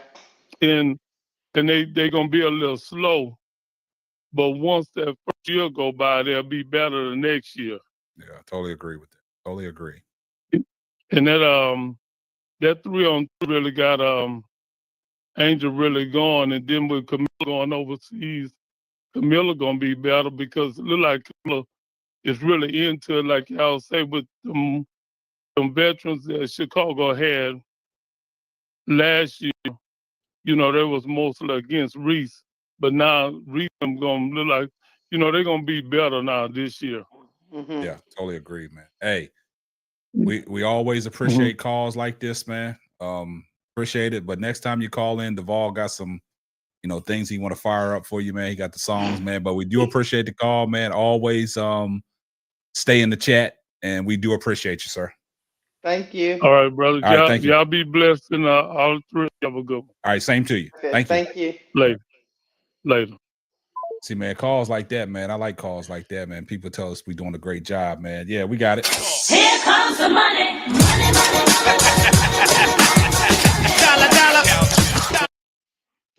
Thank you for the $2 super chat. AC Shy Town Calvin said, Duvall, damn, bro, you got a song? Man, The this ball, quiet man. storm, man. The This quiet is the storm this quiet time of night, storm. man. Yeah, man. I got the songs, man. Yeah, Y'all, he better have them songs the way that left hand be working. He got all the songs. I get you right. I get you right. Said it This get you right. See, quiet call, storm. calls like that. I like calls like that, man, where people tell us we doing a great job, and outside of ESPN and all that, these are the shows that they looking at, man, and it's great that when callers come in, they know who they speaking with. You know what I'm saying? They address us by our name. You know what I'm saying? So that's a great thing. That means that they watch the shows. Yeah. So shout out to the last caller. I thought that was Bro Clark brother at first. So I wasn't sure. I ain't want to say that. So I just was quiet. You got quiet. Nah, you ain't get quiet. You were talking about the songs you had queued up for. Not the silent storm. The quiet storm, man. I got the songs. I got songs, Keisha. I get you right. Goon the shooter. Goon the shooter be shooting at everybody. No, just random shots. Yeah, random shots. He everybody trashed the Goon, boy. Everybody trashed the Goon, boy. Now they got new names for Duvall. DJ Duvall. Look, Duvall. L said, I figured it out. Duvall has more energy in the panel when I'm not there. Ooh. Now L shooting shots. I'm gonna tell you what it is. When L them be on the chat, I be respecting L, so I just like I'm gonna come in slowly and then build up. Because you know what I'm saying, sometimes L be Nah, want she to ain't tell gonna you. let you build up. No, She no, ain't no, gonna no. let you I'm gonna build tell up. you, cause L sometimes tell you shut the hell up. And, you know, sometimes that hurt personal feelings. See, L is one of them type of persons. You got to. L is one of them type of persons, boy. She's like that one of them silent assassins, right? You gotta watch how L be talking. It comes out nice and gentle, but it's actually screaming at you. Mm-hmm. You know what I'm saying? Like, nigga, you better shut the fuck up. I'm talking. But That's it what don't I'm come saying. out that way. Y'all in the chat is They diabolical. y'all giving walking like I Y'all talk leave is walking like I business. talk it alone, man. That is our friend. Y'all giving her the business up in here. Yeah. All See, right. when L on the chat, L make this corporate, so we have to act Here comes the accordingly. money. Hey, hold up. Ronnie Repass, thank you for the $2 super chat. He say you are all doing a great job. Even Duvall. See, when people, hey, you know what's funny? That's a When backhand people, compliment. I don't like that. hey, look, Duvall, you caught that, right? I Because caught it. look, listen, back in my days when I played ball, our coach used to say, "Great job, fellas. You too, KSAP." I'd be like, that's you see what I'm saying? So Duvall, you caught that. Yeah. Yeah, L. See, y'all gotta understand L, man. Y'all gotta understand L's personality. See, I'm already on the L. L comes out with this beautiful way of expressing herself, but like I said, she's actually screaming at y'all niggas. That's what y'all fail to realize. She is screaming at y'all. Like I've always been the type of person, like people used to tell me, I had a signature on one of my emails back in the days called Calm Under Fire, because I was always calm under fire. You know what I'm saying? And that's how L's approach is. She's calm under fire, but she's actually screaming at y'all niggas. Think about that. She's actually screaming at y'all. That's the You know what I'm truth, saying? because L be like the neighborhood grandmama, and you know what I'm saying, you have to act right when you're around L. Yeah. She'll whoop you. So you know that's why when L up here, I try to, like, you know, be calm and not be as comedic, because you know what I'm saying, she would cuss you out. She would tell you shut your ass up. Put that I don't be put liking it. L's chat on the screen. Put L's chat on the screen. The son, that's that nephew. Tell nephew, he know that's how his mom is, man. Like, politely, she is cussing you out politely. Till You know you how pull people, out. Till you know how like till you like go too sometimes, far, then she has to tell y'all. like sometimes, like at work, man. Like when I send emails to upper management, right? I be politely cussing them out, and they don't know. Right. You know what I'm saying? And that's L. If y'all know L, beautiful personality. But she's cussing you out while she's talking to you. And she's making it seem like she's not. But that's the truth of the matter, L. It is what it is. L intimidate people up here.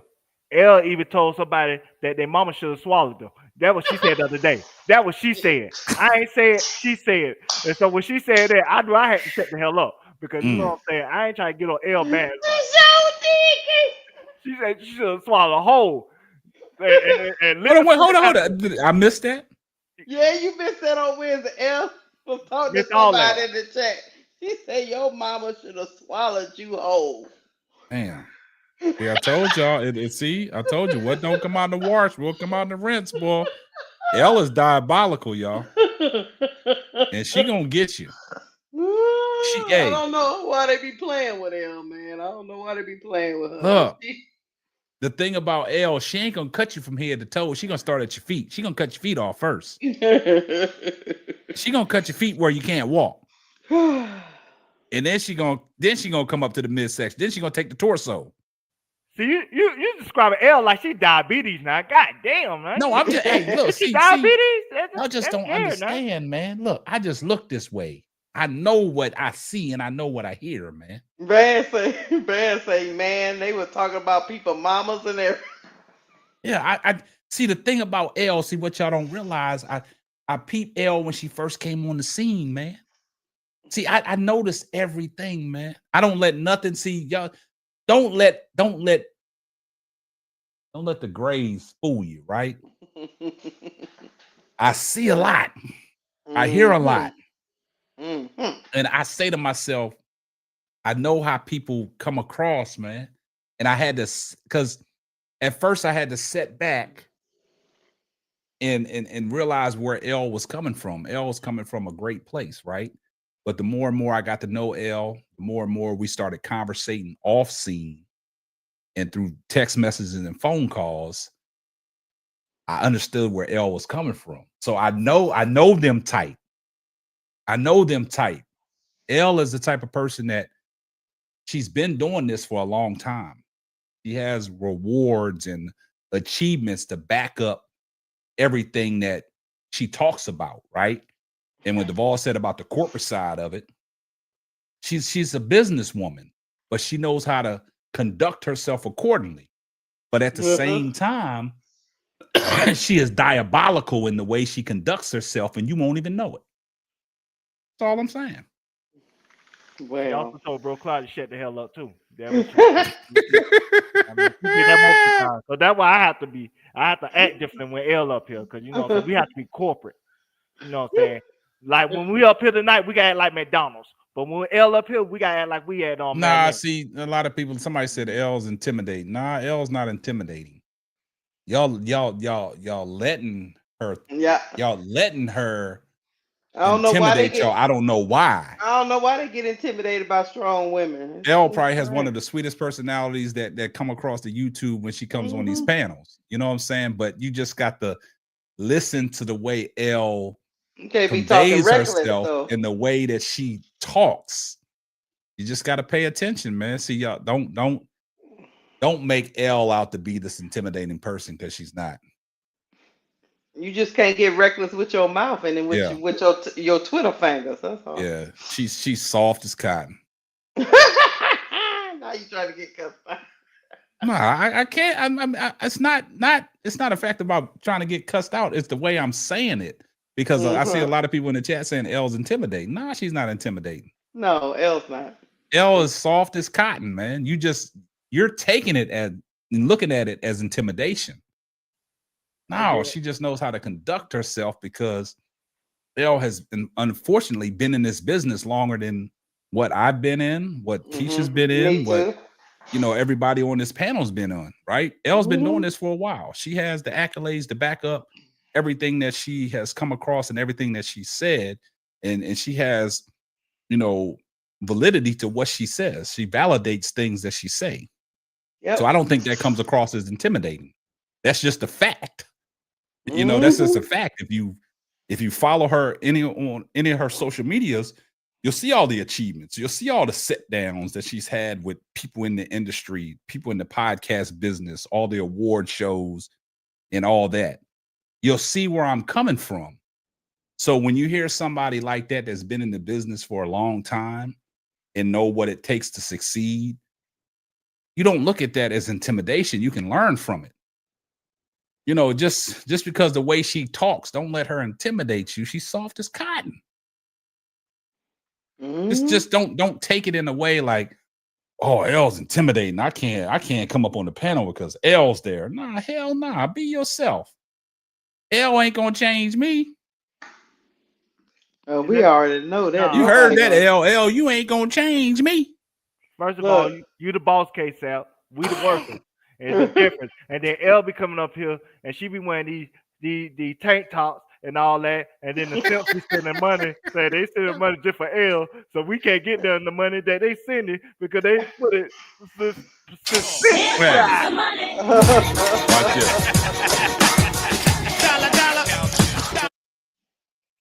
Thank you, Ronnie Repass, for the $2 super chat. He said L is well spoken. Even when cussing you out. That's what I'm saying, Ronnie. Ronnie agrees with me.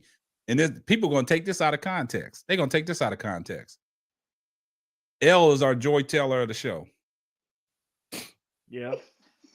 Keisha, what you laughing for? What you trying to say? She got the jugs and stuff like Jason Whitlock say? The I big knew that. Candace. The I big knew that. Candace. I But knew no, that's they where be he saying was super going. chat with L name on it.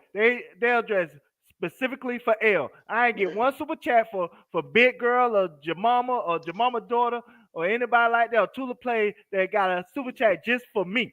They always send it just for L because L got simps. I don't got no simps X. You know what I'm saying? Simp X. You know what I'm saying? I don't know if that's a word or not, but you gonna Duval make it said word he or not. wants some simps. That's what he said he Simp X. wants. I mean, I just want to feel a little like L was feeling a little the other Oh night. damn! Edward T said Duval and turned into Whitlock. Mm. Damn, Duval. They gave you DJ Duval. Now you Duval Whitlock. What else, man? You gonna be tonight? The Keith chat Keith is Sweat. the chat is diabolical, man. I'm just saying, I just want to feel like L2 at times.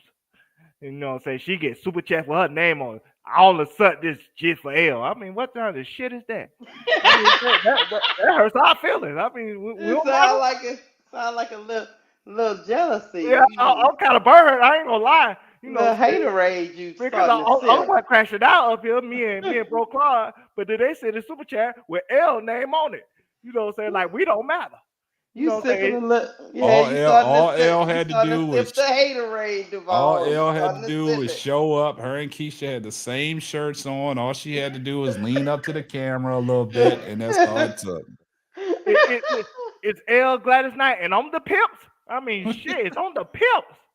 You L are the Gladys Knight. pips. Oh man, that's some Hey, messed up. you heard L said Duval. You at least got to get her on camera. You at least got to get on camera first. Man, I Yeah. ain't get on no camera for that L. Cause they ain't gonna send me no No, super chat. you said you wanted some simps. You got to get out there and show your guns, Duval. Show them that 6'6" frame, man. You gotta show them your I guns, look good now. Duval.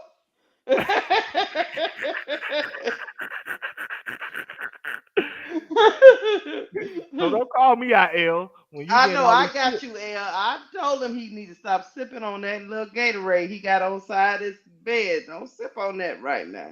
Sipping on a little Gatorade. Yeah, DJ Academics, he be having like Heineken's and Hennessy and stuff like that by his little gaming chair. So I So got Heineken's and stuff by my gaming chair, and I'm sipping on just like me and They Bro don't know Clark. what you got, Duval. All let they me see get is a this. So let me Jaguar. get this straight. You sipping on Heineken. You got lotion. You got The your left hand, hand. don't forget my Left left hand. hand is Don't forget my hurting. left hand. Your left hand That is left hurting. hand probably in motion right now. It's a lot of stuff going on, Duval. When I came on the show tonight, I didn't have this on my bingo card. This sharing that you're doing. I know you want us to be there for you, and that's why you're oversharing right now. But you and KSAP can take this offline, and work that out. Work what? What I got? What I got? What I got to do? What You case I gotta got to do work with it? it. You gotta work through him. He talking about Heineken's and Oh, y'all see my lotion hands? My hands up and here. and wrist injuries Hold up, and but you see my hands? My hands right here, right? yeah. Hold on, I My know you ain't hands talking. ain't. My hands ain't on my. And he Hey, been look, talking about Keith Sweat look, putting yeah, on look, slow Keisha, jams. Keisha. Nah, My hands ain't on my lower extremities. My hands are right here. I ain't gonna let Keisha get away with that. You ain't gonna be talking about me when you already got copper tone. Why you got copper tone? Because you been lifting up the milkman in the L. You been lifting them up in the L. The milkman. You been lifting them up in the L. You Hey, I hey, gave hey, her hey, extra milk. hey, hey, hey, hey. Don't make me call L up here to Don't get call L. you to be back corporate again. I gotta get corporate with L up here. Don't make me get HR up here. Don't make me do it. That's why I be quiet. L. Hey, You cuss your eye. You know what I'm hey, saying? when the ball go quiet, that mean he in the middle of. You know what? Shut up, I Keith. mean, when he go quiet, man, he might have let one off, man. So I'm just letting y'all know. Just This is some character assassination up in here. You know what I'm saying? Time I don't let one off during the show. I am very professional. This is a professional show. well, you I did. don't do that before You or did. after the Hey, show. you did get quiet for about 5 minutes. You know what I'm saying? So I'm just checking on you. That's why we had to double check the ball. You there? You there? I'm here. I'm You know what I'm here. saying? I'm here. I just wait my turn sometimes. That's I why don't interrupt. normally after that you got to get a nap, right? Yeah, You know, it's not now. It take time. Duvall, stop answering, KSF. He is Woo. instigating you into these conversations. Oh man, y'all crazy. Hey, Well, we got it. Look, we got a game tomorrow. Chicago and Minnesota again. ooh, 7 o'clock. Chicago and Minnesota. Preseason. Yeah, They play Chicago- again? Yeah, they play again tomorrow at 7. Be here Uh-oh. 6:30. See. Hey, Yep. hey, shout out to all the mothers that are in the chat. All the Mother's mothers, Day the mother on coming the up. panel, Keisha. Shout out to ADP. Shout out to Your mama. L. Don't forget about your mama.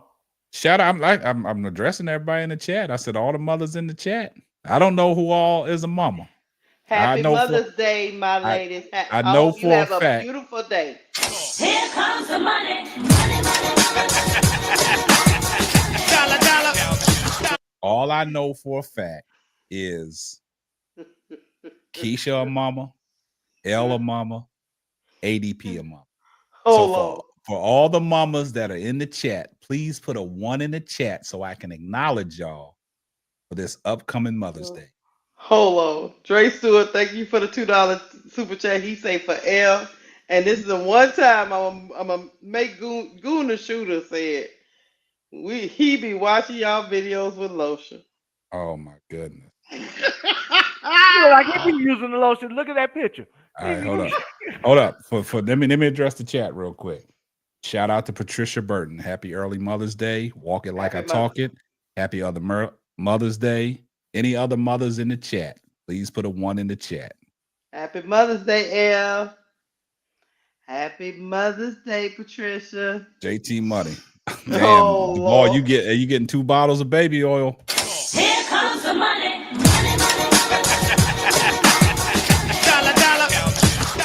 Thank you, J2 Money, for the $2 super chat. He said $2 for bottle of baby oil for Duvall. Now they putting your name on the super chat. Now they So putting there your you go, name on. There you go, Duvall. Duvall. You That's got what you your wanted. super I chat. don't want his name on there. I want one of them women. You know what I'm saying? If they was stuck there, I would say Johnson or one of the Dollar Tree lotions. You know what I'm saying? Whichever one would work for me. I don't want him to send that.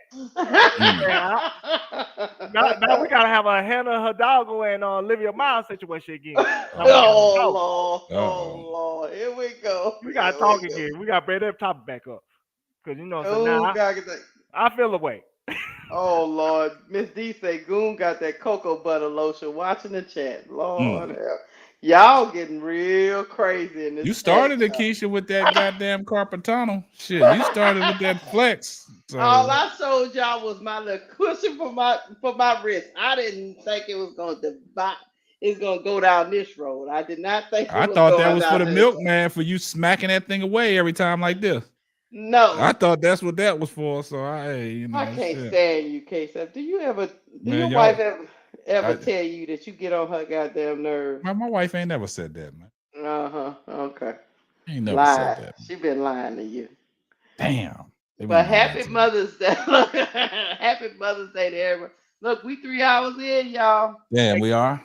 Hey, KSL, you gonna take your wife to go to Corral for Mother's Day? You know that's Oh, the hell go-to no. spot. Did he That's the say go-to Golden spot. Corral? That's the go-to spot. You know they give you free rolls and everything. You know what I'm saying? Free Them rolls. rolls do be good. And the steak, you know, it be that bullshit steak, but you know they works. It get the job done. We don't do Golden Corral. We do. I do luxury shit. Oh, see, big time.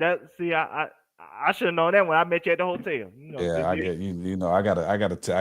You know, I got the wife, the mother-in-law, the daughter. I'm not no cheap dude, dog. That's for you, Duvall. Paul, I feel better now. I feel better. Paul, you met the family. You know how I roll. I know y'all had the platinum chains and everything like y'all celebrities. I'm like, damn. And look, that's just I see. I come up on camera, I just look this way, but when I'm out, Duvall. You see, when I'm out, I'm out. You blinking. You know what I'm saying? I'm You saying y'all pimping, huh? I'm saying it's y'all part of Cash Money. Yeah. The ball crazy. The ball said, look, the ball when he met my wife, he's like, God damn. What she part of the real? What you say? Real Housewives? I had to ask. You know what I'm saying? You know what I'm saying? That's how you get down, KSF. You know what I'm saying? How you found out? You know what I'm saying? Did you find her on Sugar Baby? You know what I'm saying? Dog, look, I You always had to tell stand and people. all that. I always tell people, look, I make her better. I Mm. guess. You know what I'm saying? Everybody like it. The ball people used to always ask, man, how you get her? Nigga, come on, man. Shit. Yeah, I'm the man.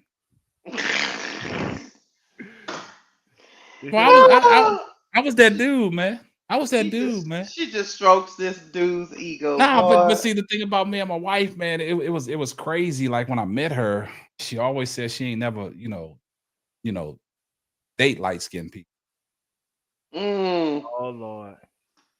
Oh You don't Lord. like the? She didn't like the light skins at first. Now we gotta stop it right here because we finna have another Travis Hunter situation. You remember when Travis Hunter soon be wife saying she wasn't his type, and then she found out he was a football player. All of a sudden she his type now. You know what I'm saying? I don't want that for you, K-Cell. Hey, look, man, me and my wife been together for 32 years, man. I don't want old videos. Married over 25, man. So come on, Not man. the old video. Man, I scooped my wife up when she was young, man. I'm saying. I scooped her up. I got it. Now, Took her right off the market, dog. I didn't have nothing, man. I didn't have nothing back in the days. I was just that dude, dog. K-Cell was a light skinned Mac back in the day with his cornrows. Oh yeah, tell him else. Shit, hey, that's what it was, man. Cornrows and Timbs, dog. Don't contribute to his ego. See, that's why I like L. L states facts, man. Yeah, that. L states facts. Put that comment on the screen, Keisha. Put it on the screen. L, this is all your fault. That's all it was, man. Nah. K-Cell had that bubble. You know, you used to paint the bubble back in the day and put the rims on it. See, that's what K-Cell had. He had the bubble with that he had that military money. That was I had an 88 Cutlass, dog, with some 6x9. I know it. So when they gave you that free GI Bill money, you ain't use it all for school. There you go. That Navy swag. No, LCL know what it is. At Norfolk, man, I used to had a bubble and a Buick Regal. Him and Lil Bootsy riding in the car. You know what I'm saying? Look at him going back in time in his mind. Get them images out your mind, K-Fab. I could post a lot of images. Y'all be like, damn, they be like, damn, that he was that dude. What you say, T. Camelo? K-Sap looks like he rocked the fade, man. I had a high top fade like Kid and Play. I had everything, dog. Cornrows, man. I had finger waves. I had it all, baby. Not the finger waves. Oh yeah, I had the finger waves rocking, baby. I had you couldn't tell me nothing. I was that dude, man. You even do this, K-Sap. I was that dude. Like you a key sweat. You ain't even act like you a key sweat. It was only one key sweat. You ain't even act like you a key sweat now. I'm like Bro Claude. I didn't beg, dog. But I have begged before. But I don't beg. Bro Claude claimed he ain't begged at all. I begged before. I was like boys to men. I was down on bended knees, nigga. I ain't even gonna lie. I knew it. I knew you were like Genuine. I knew it. You were singing My Pony and all that. I knew it. L said I stayed away from those Navy dudes when I was at Norfolk State University. Y'all was no good. Now we was Happy Mother's Day, Sharice. Yeah. L no. Them Navy dudes, we was hell, dog.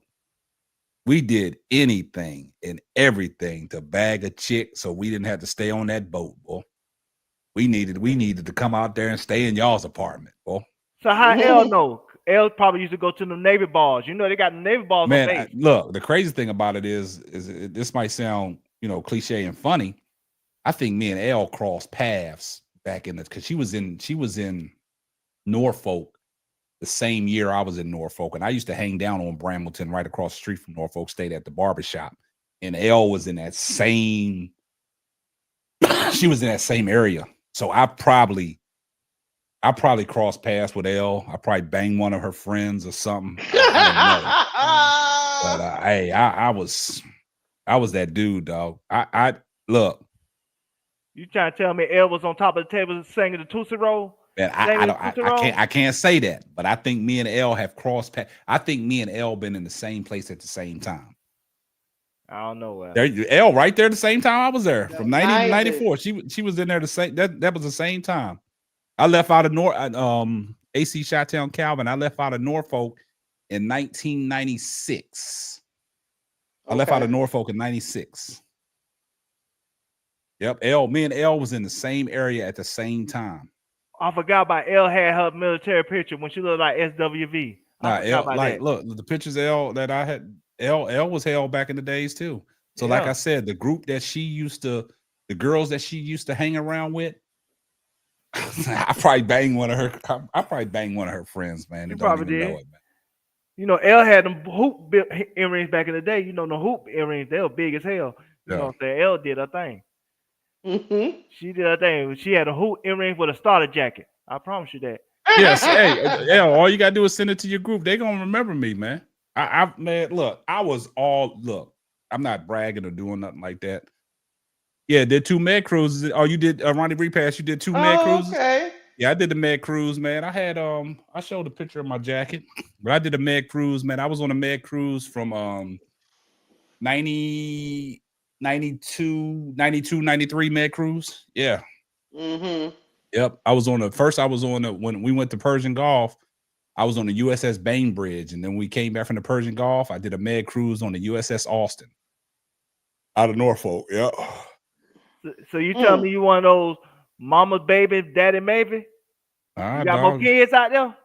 Hey, don't say that. Man, I'll tell you. Mama's baby, daddy maybe. Because You say you Newport. I got family. My family, my father's sister and them stay in Newport News, man. Yeah, I was all through Hampton Roads, Newport News, man. I used to go to Hampton a lot, man. And them Hampton and Norfolk State homecoming basketball games and football games. You talking about when back in the days you ain't have to worry about nothing, man. That was fun times, man. When you talking about people would go to Military Circle, man, or Hampton Coliseum and get their best outfits to go to these games. That's what it was all about, man.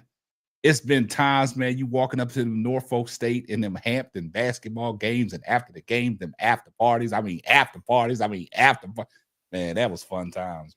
Keisha, put L comment in the chat. Cause Yeah. I told you, I Hey. told the truth. Put L comment in the chat. Oh, you was on the USS Guam and the Nassau? Oh my, Ronnie, repass. You was on the Guam? Thank you for the $2 super chat, Brian. Here comes the money. Man, look. Ronnie repass, man. I got a lot of homies that was on the Guam and the Nassau, man. Yeah. I got a lot of homies that was on there. And the thing about it is, man, like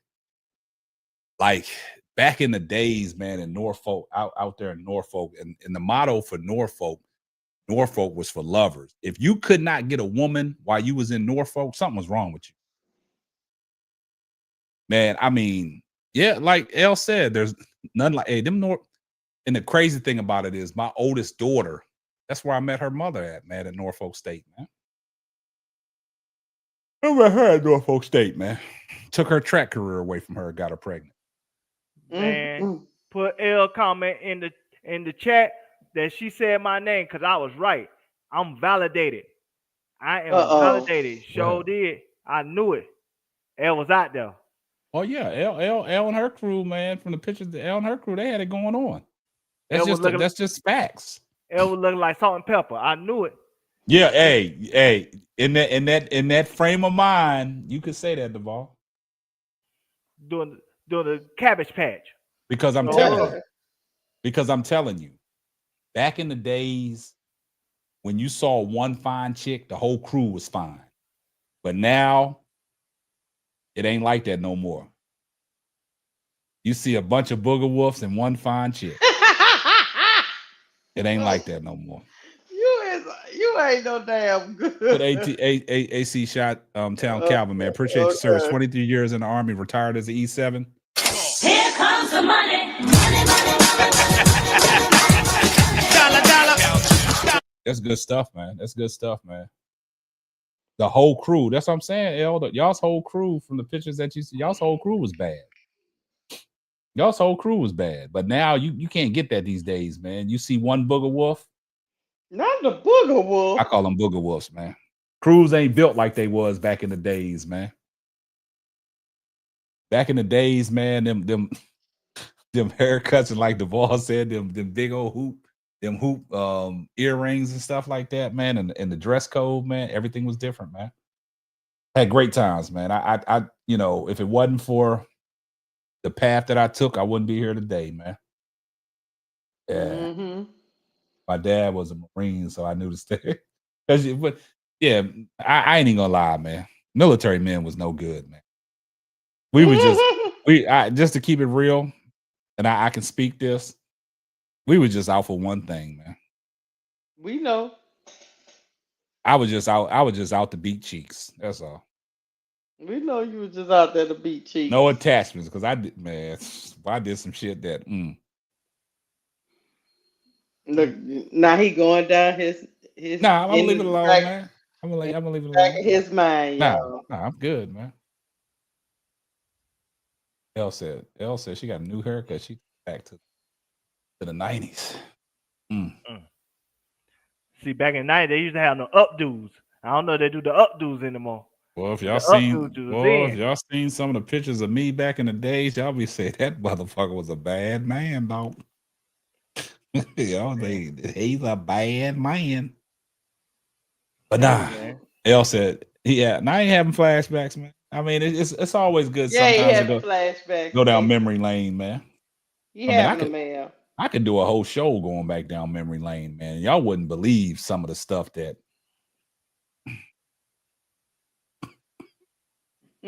some of the stuff got to be destroyed. Shut up. Yeah.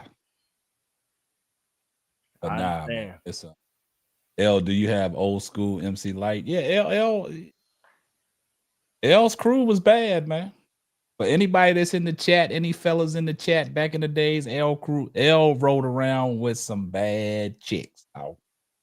That's the kind that we approached every day as military men. It would be a crew of 4 or 5, and they all was bad. They all was bad. They bring you back. Right. Old self. Yeah. I mean, don't cry. Don't cry. Nah, I was that dude, dog. You still got the black book? Nah, my black book, actually my brother-in-law that's married to my sister, he took my black book and wrote a whole damn note to my damn sister on why he liked my sister. So he destroyed my black book. Okay. Interesting. Yeah, interesting story. If y'all go on my page and go to one of my lives about 3 years ago, I did a marriage chronicles with my sister and brother-in-law. You'll hear the whole story. Interesting. How he took my black book and shit. You seem like you not happy about that still to this day. Nah, man, he took my black book. My black book. I had notches of every woman that I had a belt. I took a notch of the belt. You know what I'm Lord saying? have mercy. Kept tabs. Lord. Pray for him, Lord. Yeah, I was that dude. He said, yeah, I was that dude. I was what they say, dark as hell and hell is hot. Boy.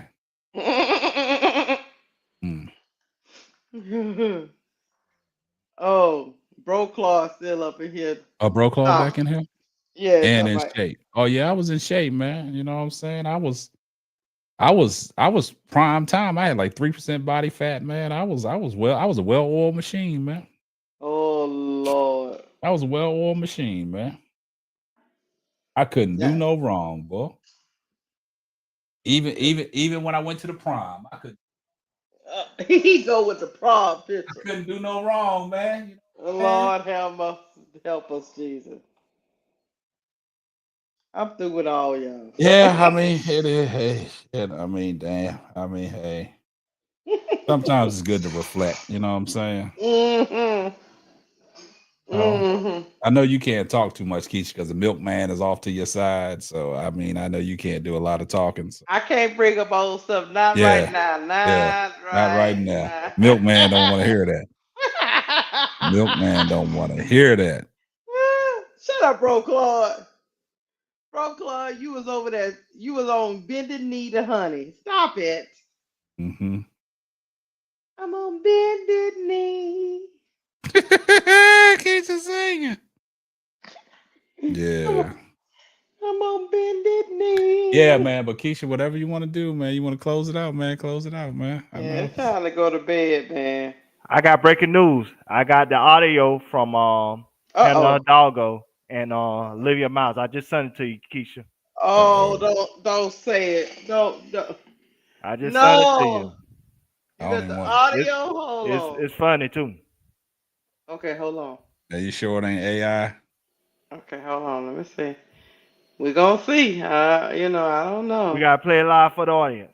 Yeah, I'm about to play it. Let me. Either we breaking news or we breaking AI. We'll never know.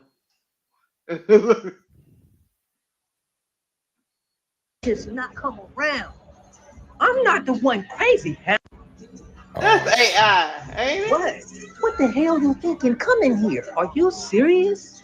Hell yeah. This is crazy. It's wild that you believe in everything when all of it is what somebody told you. I've been looking at you crazy. Ball trolling. Bird shit crazy. Who? And what you did? Who's crazy? That's real fire. You're the one and I would appreciate it if you just not come around. I'm not the one crazy, Hannah. Yo, stupid. Sound like that Tupac and what's name off Juice. Yeah, that's why you so funny. All diabolical, man. Why you do that? Why you do that, Devon?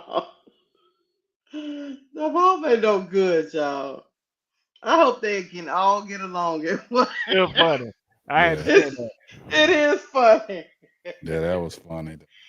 Sound like you and Tupac. All I know is the hand was going. But it's just the way she rolled up on her, dog. Like it looked like it was something. I would love that. I would be interested in what was said. I know we'll never know, cause they're not gonna tell us. But whatever it was, you can tell. Somebody gonna get that audio. Yeah. Somebody gonna get it. Somebody got it. Somebody got that audio somewhere. If not the arena, because first thing we heard about Draymond Green smacking what's that boy name? Jordan Poole. Jordan Poole. Next thing you know, we had video. Yeah, then we had the audio. Somebody gonna get it. Some overhead camera shot got it. Somebody got it. Somebody just ain't trying to leak it, or somebody try to get paid to leak. Right. That's what they're doing. Somebody in cahoots trying to, hey, I know y'all got that audio. Money. Yeah, trying to make some money. Because if I had the audio, I'm releasing it. I'm sorry, guys. If I had the audio, I'm releasing it. I know you do. Somebody gonna reach out to me, TMZ or somebody. Y'all gonna pay me some healthy dollars to get this. It's the best friend. Keisha, no yawning. Oh, I'll get that. Look. Tell the milkman we about to wrap it up. It's been a long week, y'all. Man, milkman said wrap it up so he can wrap it up. You know what, y'all? What happened? Love K-Sap. Because he's diabolical. All the time. Him and Bro Clark and Duvall is starting to fall into the same shit with them. Duvall started all this, man. He did. He was the one over there talking about Keith Sweat and make it People last calling forever. in. He talking about what y'all want me to play, man. This DJ Duvall late night with Keith Sweat on Quiet the Albie Storm. Shore Radio, Quiet Storm. Make it last forever. Did he do it all? I mean, I don't know. I got jams, man. Did he do it all? Mm-hmm. And man, I got the jams. I'm telling you. Tomorrow we'll be back. Tomorrow we're gonna see.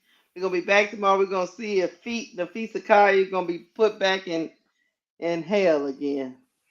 FYF, what's up, man?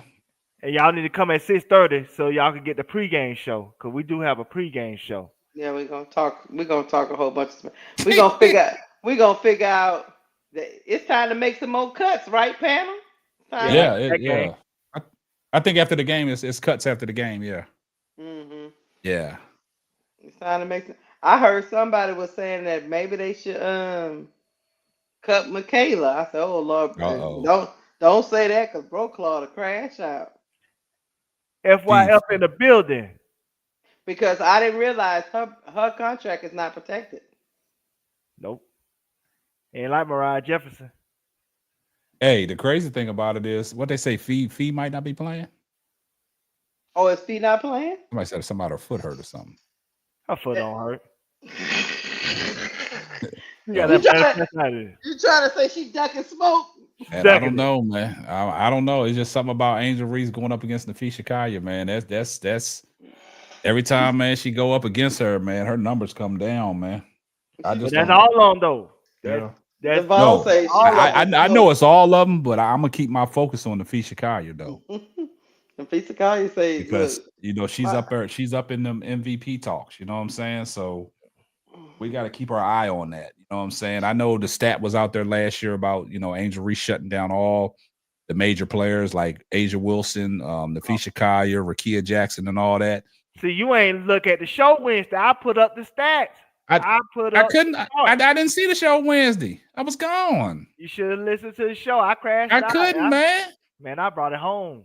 Hey. See, man. Yeah, he crashed all the way out. Him, broke Claude, even L. Just All crash. that. It was a crash out session up here. Then they gonna tell me in the chat talking about Keisha thought about crashing out, but I gotta play catch up, Duval. Yeah, I gotta play catch up. I will catch up. Now you yawning. Yeah, I will catch up, man. I go back and look at it, man, and I'll see what the hell went on. You know what I'm saying? Yeah, you skipped the first part because all we just doing is talking about, you know what I'm saying, what team gonna make the playoffs or not. Well, y'all brought it It's home. the Y'all players did a great, ranking. man. It's the players ranking that brought the personality out of everybody. Yeah. And L telling everybody to swallow your whole kids and all that. All that.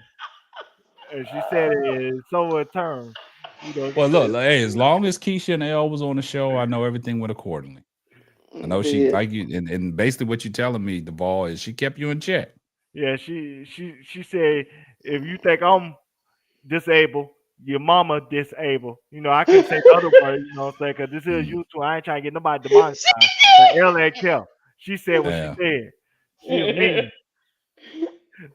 Y'all crazy. You know what I'm saying? I just, you know what I'm saying? That's why I just act like L up here.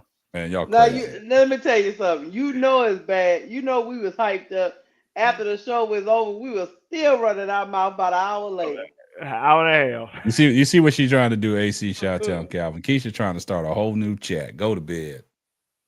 Yeah. I'm going to bed, man. Yeah, we 3 hours in, man. We got to stop that. We got people up late at night, man. We didn't mean to hold y'all up this long. We appreciate y'all rocking with us. I'll see y'all tomorrow for Angel. Me and old Duval will be running up, and we'll see it. Duval on with you tomorrow? Yeah, we'll see if Feet gonna be ducking smoke. You rolling through, or you gonna be rolling out? What time the game? The game is 7. We're doing 6:30 pregame. Nah, I ain't I shouldn't be doing that tomorrow, but I'll be tied up Sunday. That's all for Mother's Day, but I ain't Well, I should be. I'll probably pull up, man. Yeah, pull up. The last one. Yeah. All right, y'all. We about to get up out of here. My bed. Make sure y'all keep our brother Bro Claude in y'all's prayers tonight, man. It's 7. It's 7 o'clock Central. Yeah, you're gonna be on the road anyway, so it don't matter. Shit. It's 7 o'clock Central, L. So I don't know. 8 o'clock Eastern, L. So that means 5 o'clock Pacific for you. Yeah. L gonna be out in the street somewhere, trying to chase down a garbage disposal man. Shit, I don't know what L. Listen to gospel music at the same time. Yeah, L, man. Bro Claude had another death in his family. He did. So shout out to my crash out brother. You heard what L said? She said, "Yeah, I'll be out, but I'll watch on my phone." I told you, L, she's unpredictable. Yeah. Bro Claude is on bereavement pay. Yeah. So you know what I'm saying? He on bereavement pay. So he'll get paid for his absence. But we know we keep his thoughts and prayers for his family, and we love our brother.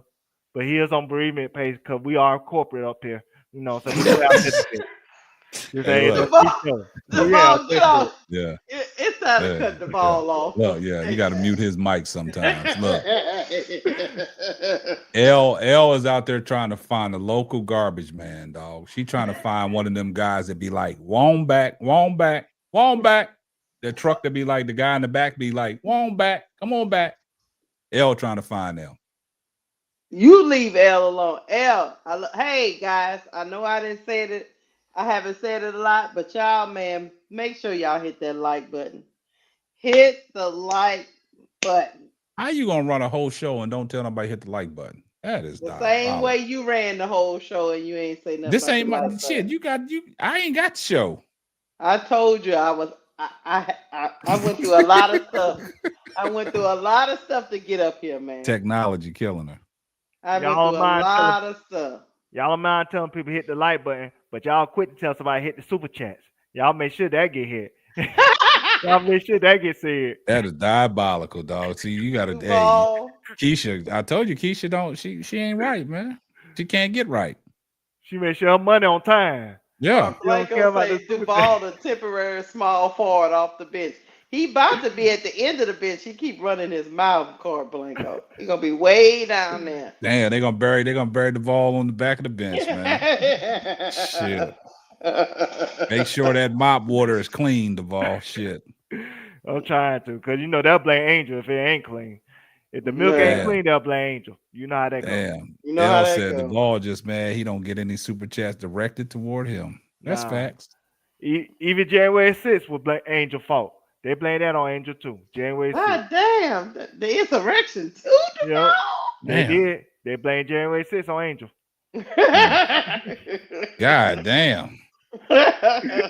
That's diabolical right there. Yes, it is. Yeah, man. Appreciate you, my brother. He said catch you on the next one. Yeah, and then Miss D said stop it, L. L shooting shots at Duval. Duval ain't catching them strays. He don't see it. I see it, man. We'll be back in 14 hours. Yeah, 14 I hours know. from now. Just 14 hours. We love y'all. We got to go get some sleep. We got things to do. KSAP got things to do. Hey, this ain't no. Hey, look, the after look, hold up. The after show production is canceled tonight. Yeah, As soon as you cut this ish, Keisha, I'm out. I'm out. Because we got to be back in 14 hours like the boss. So chat, we love y'all. Peace and hair grease. And soul train. We out of here. Let's hit it. Good night, guys. Good night.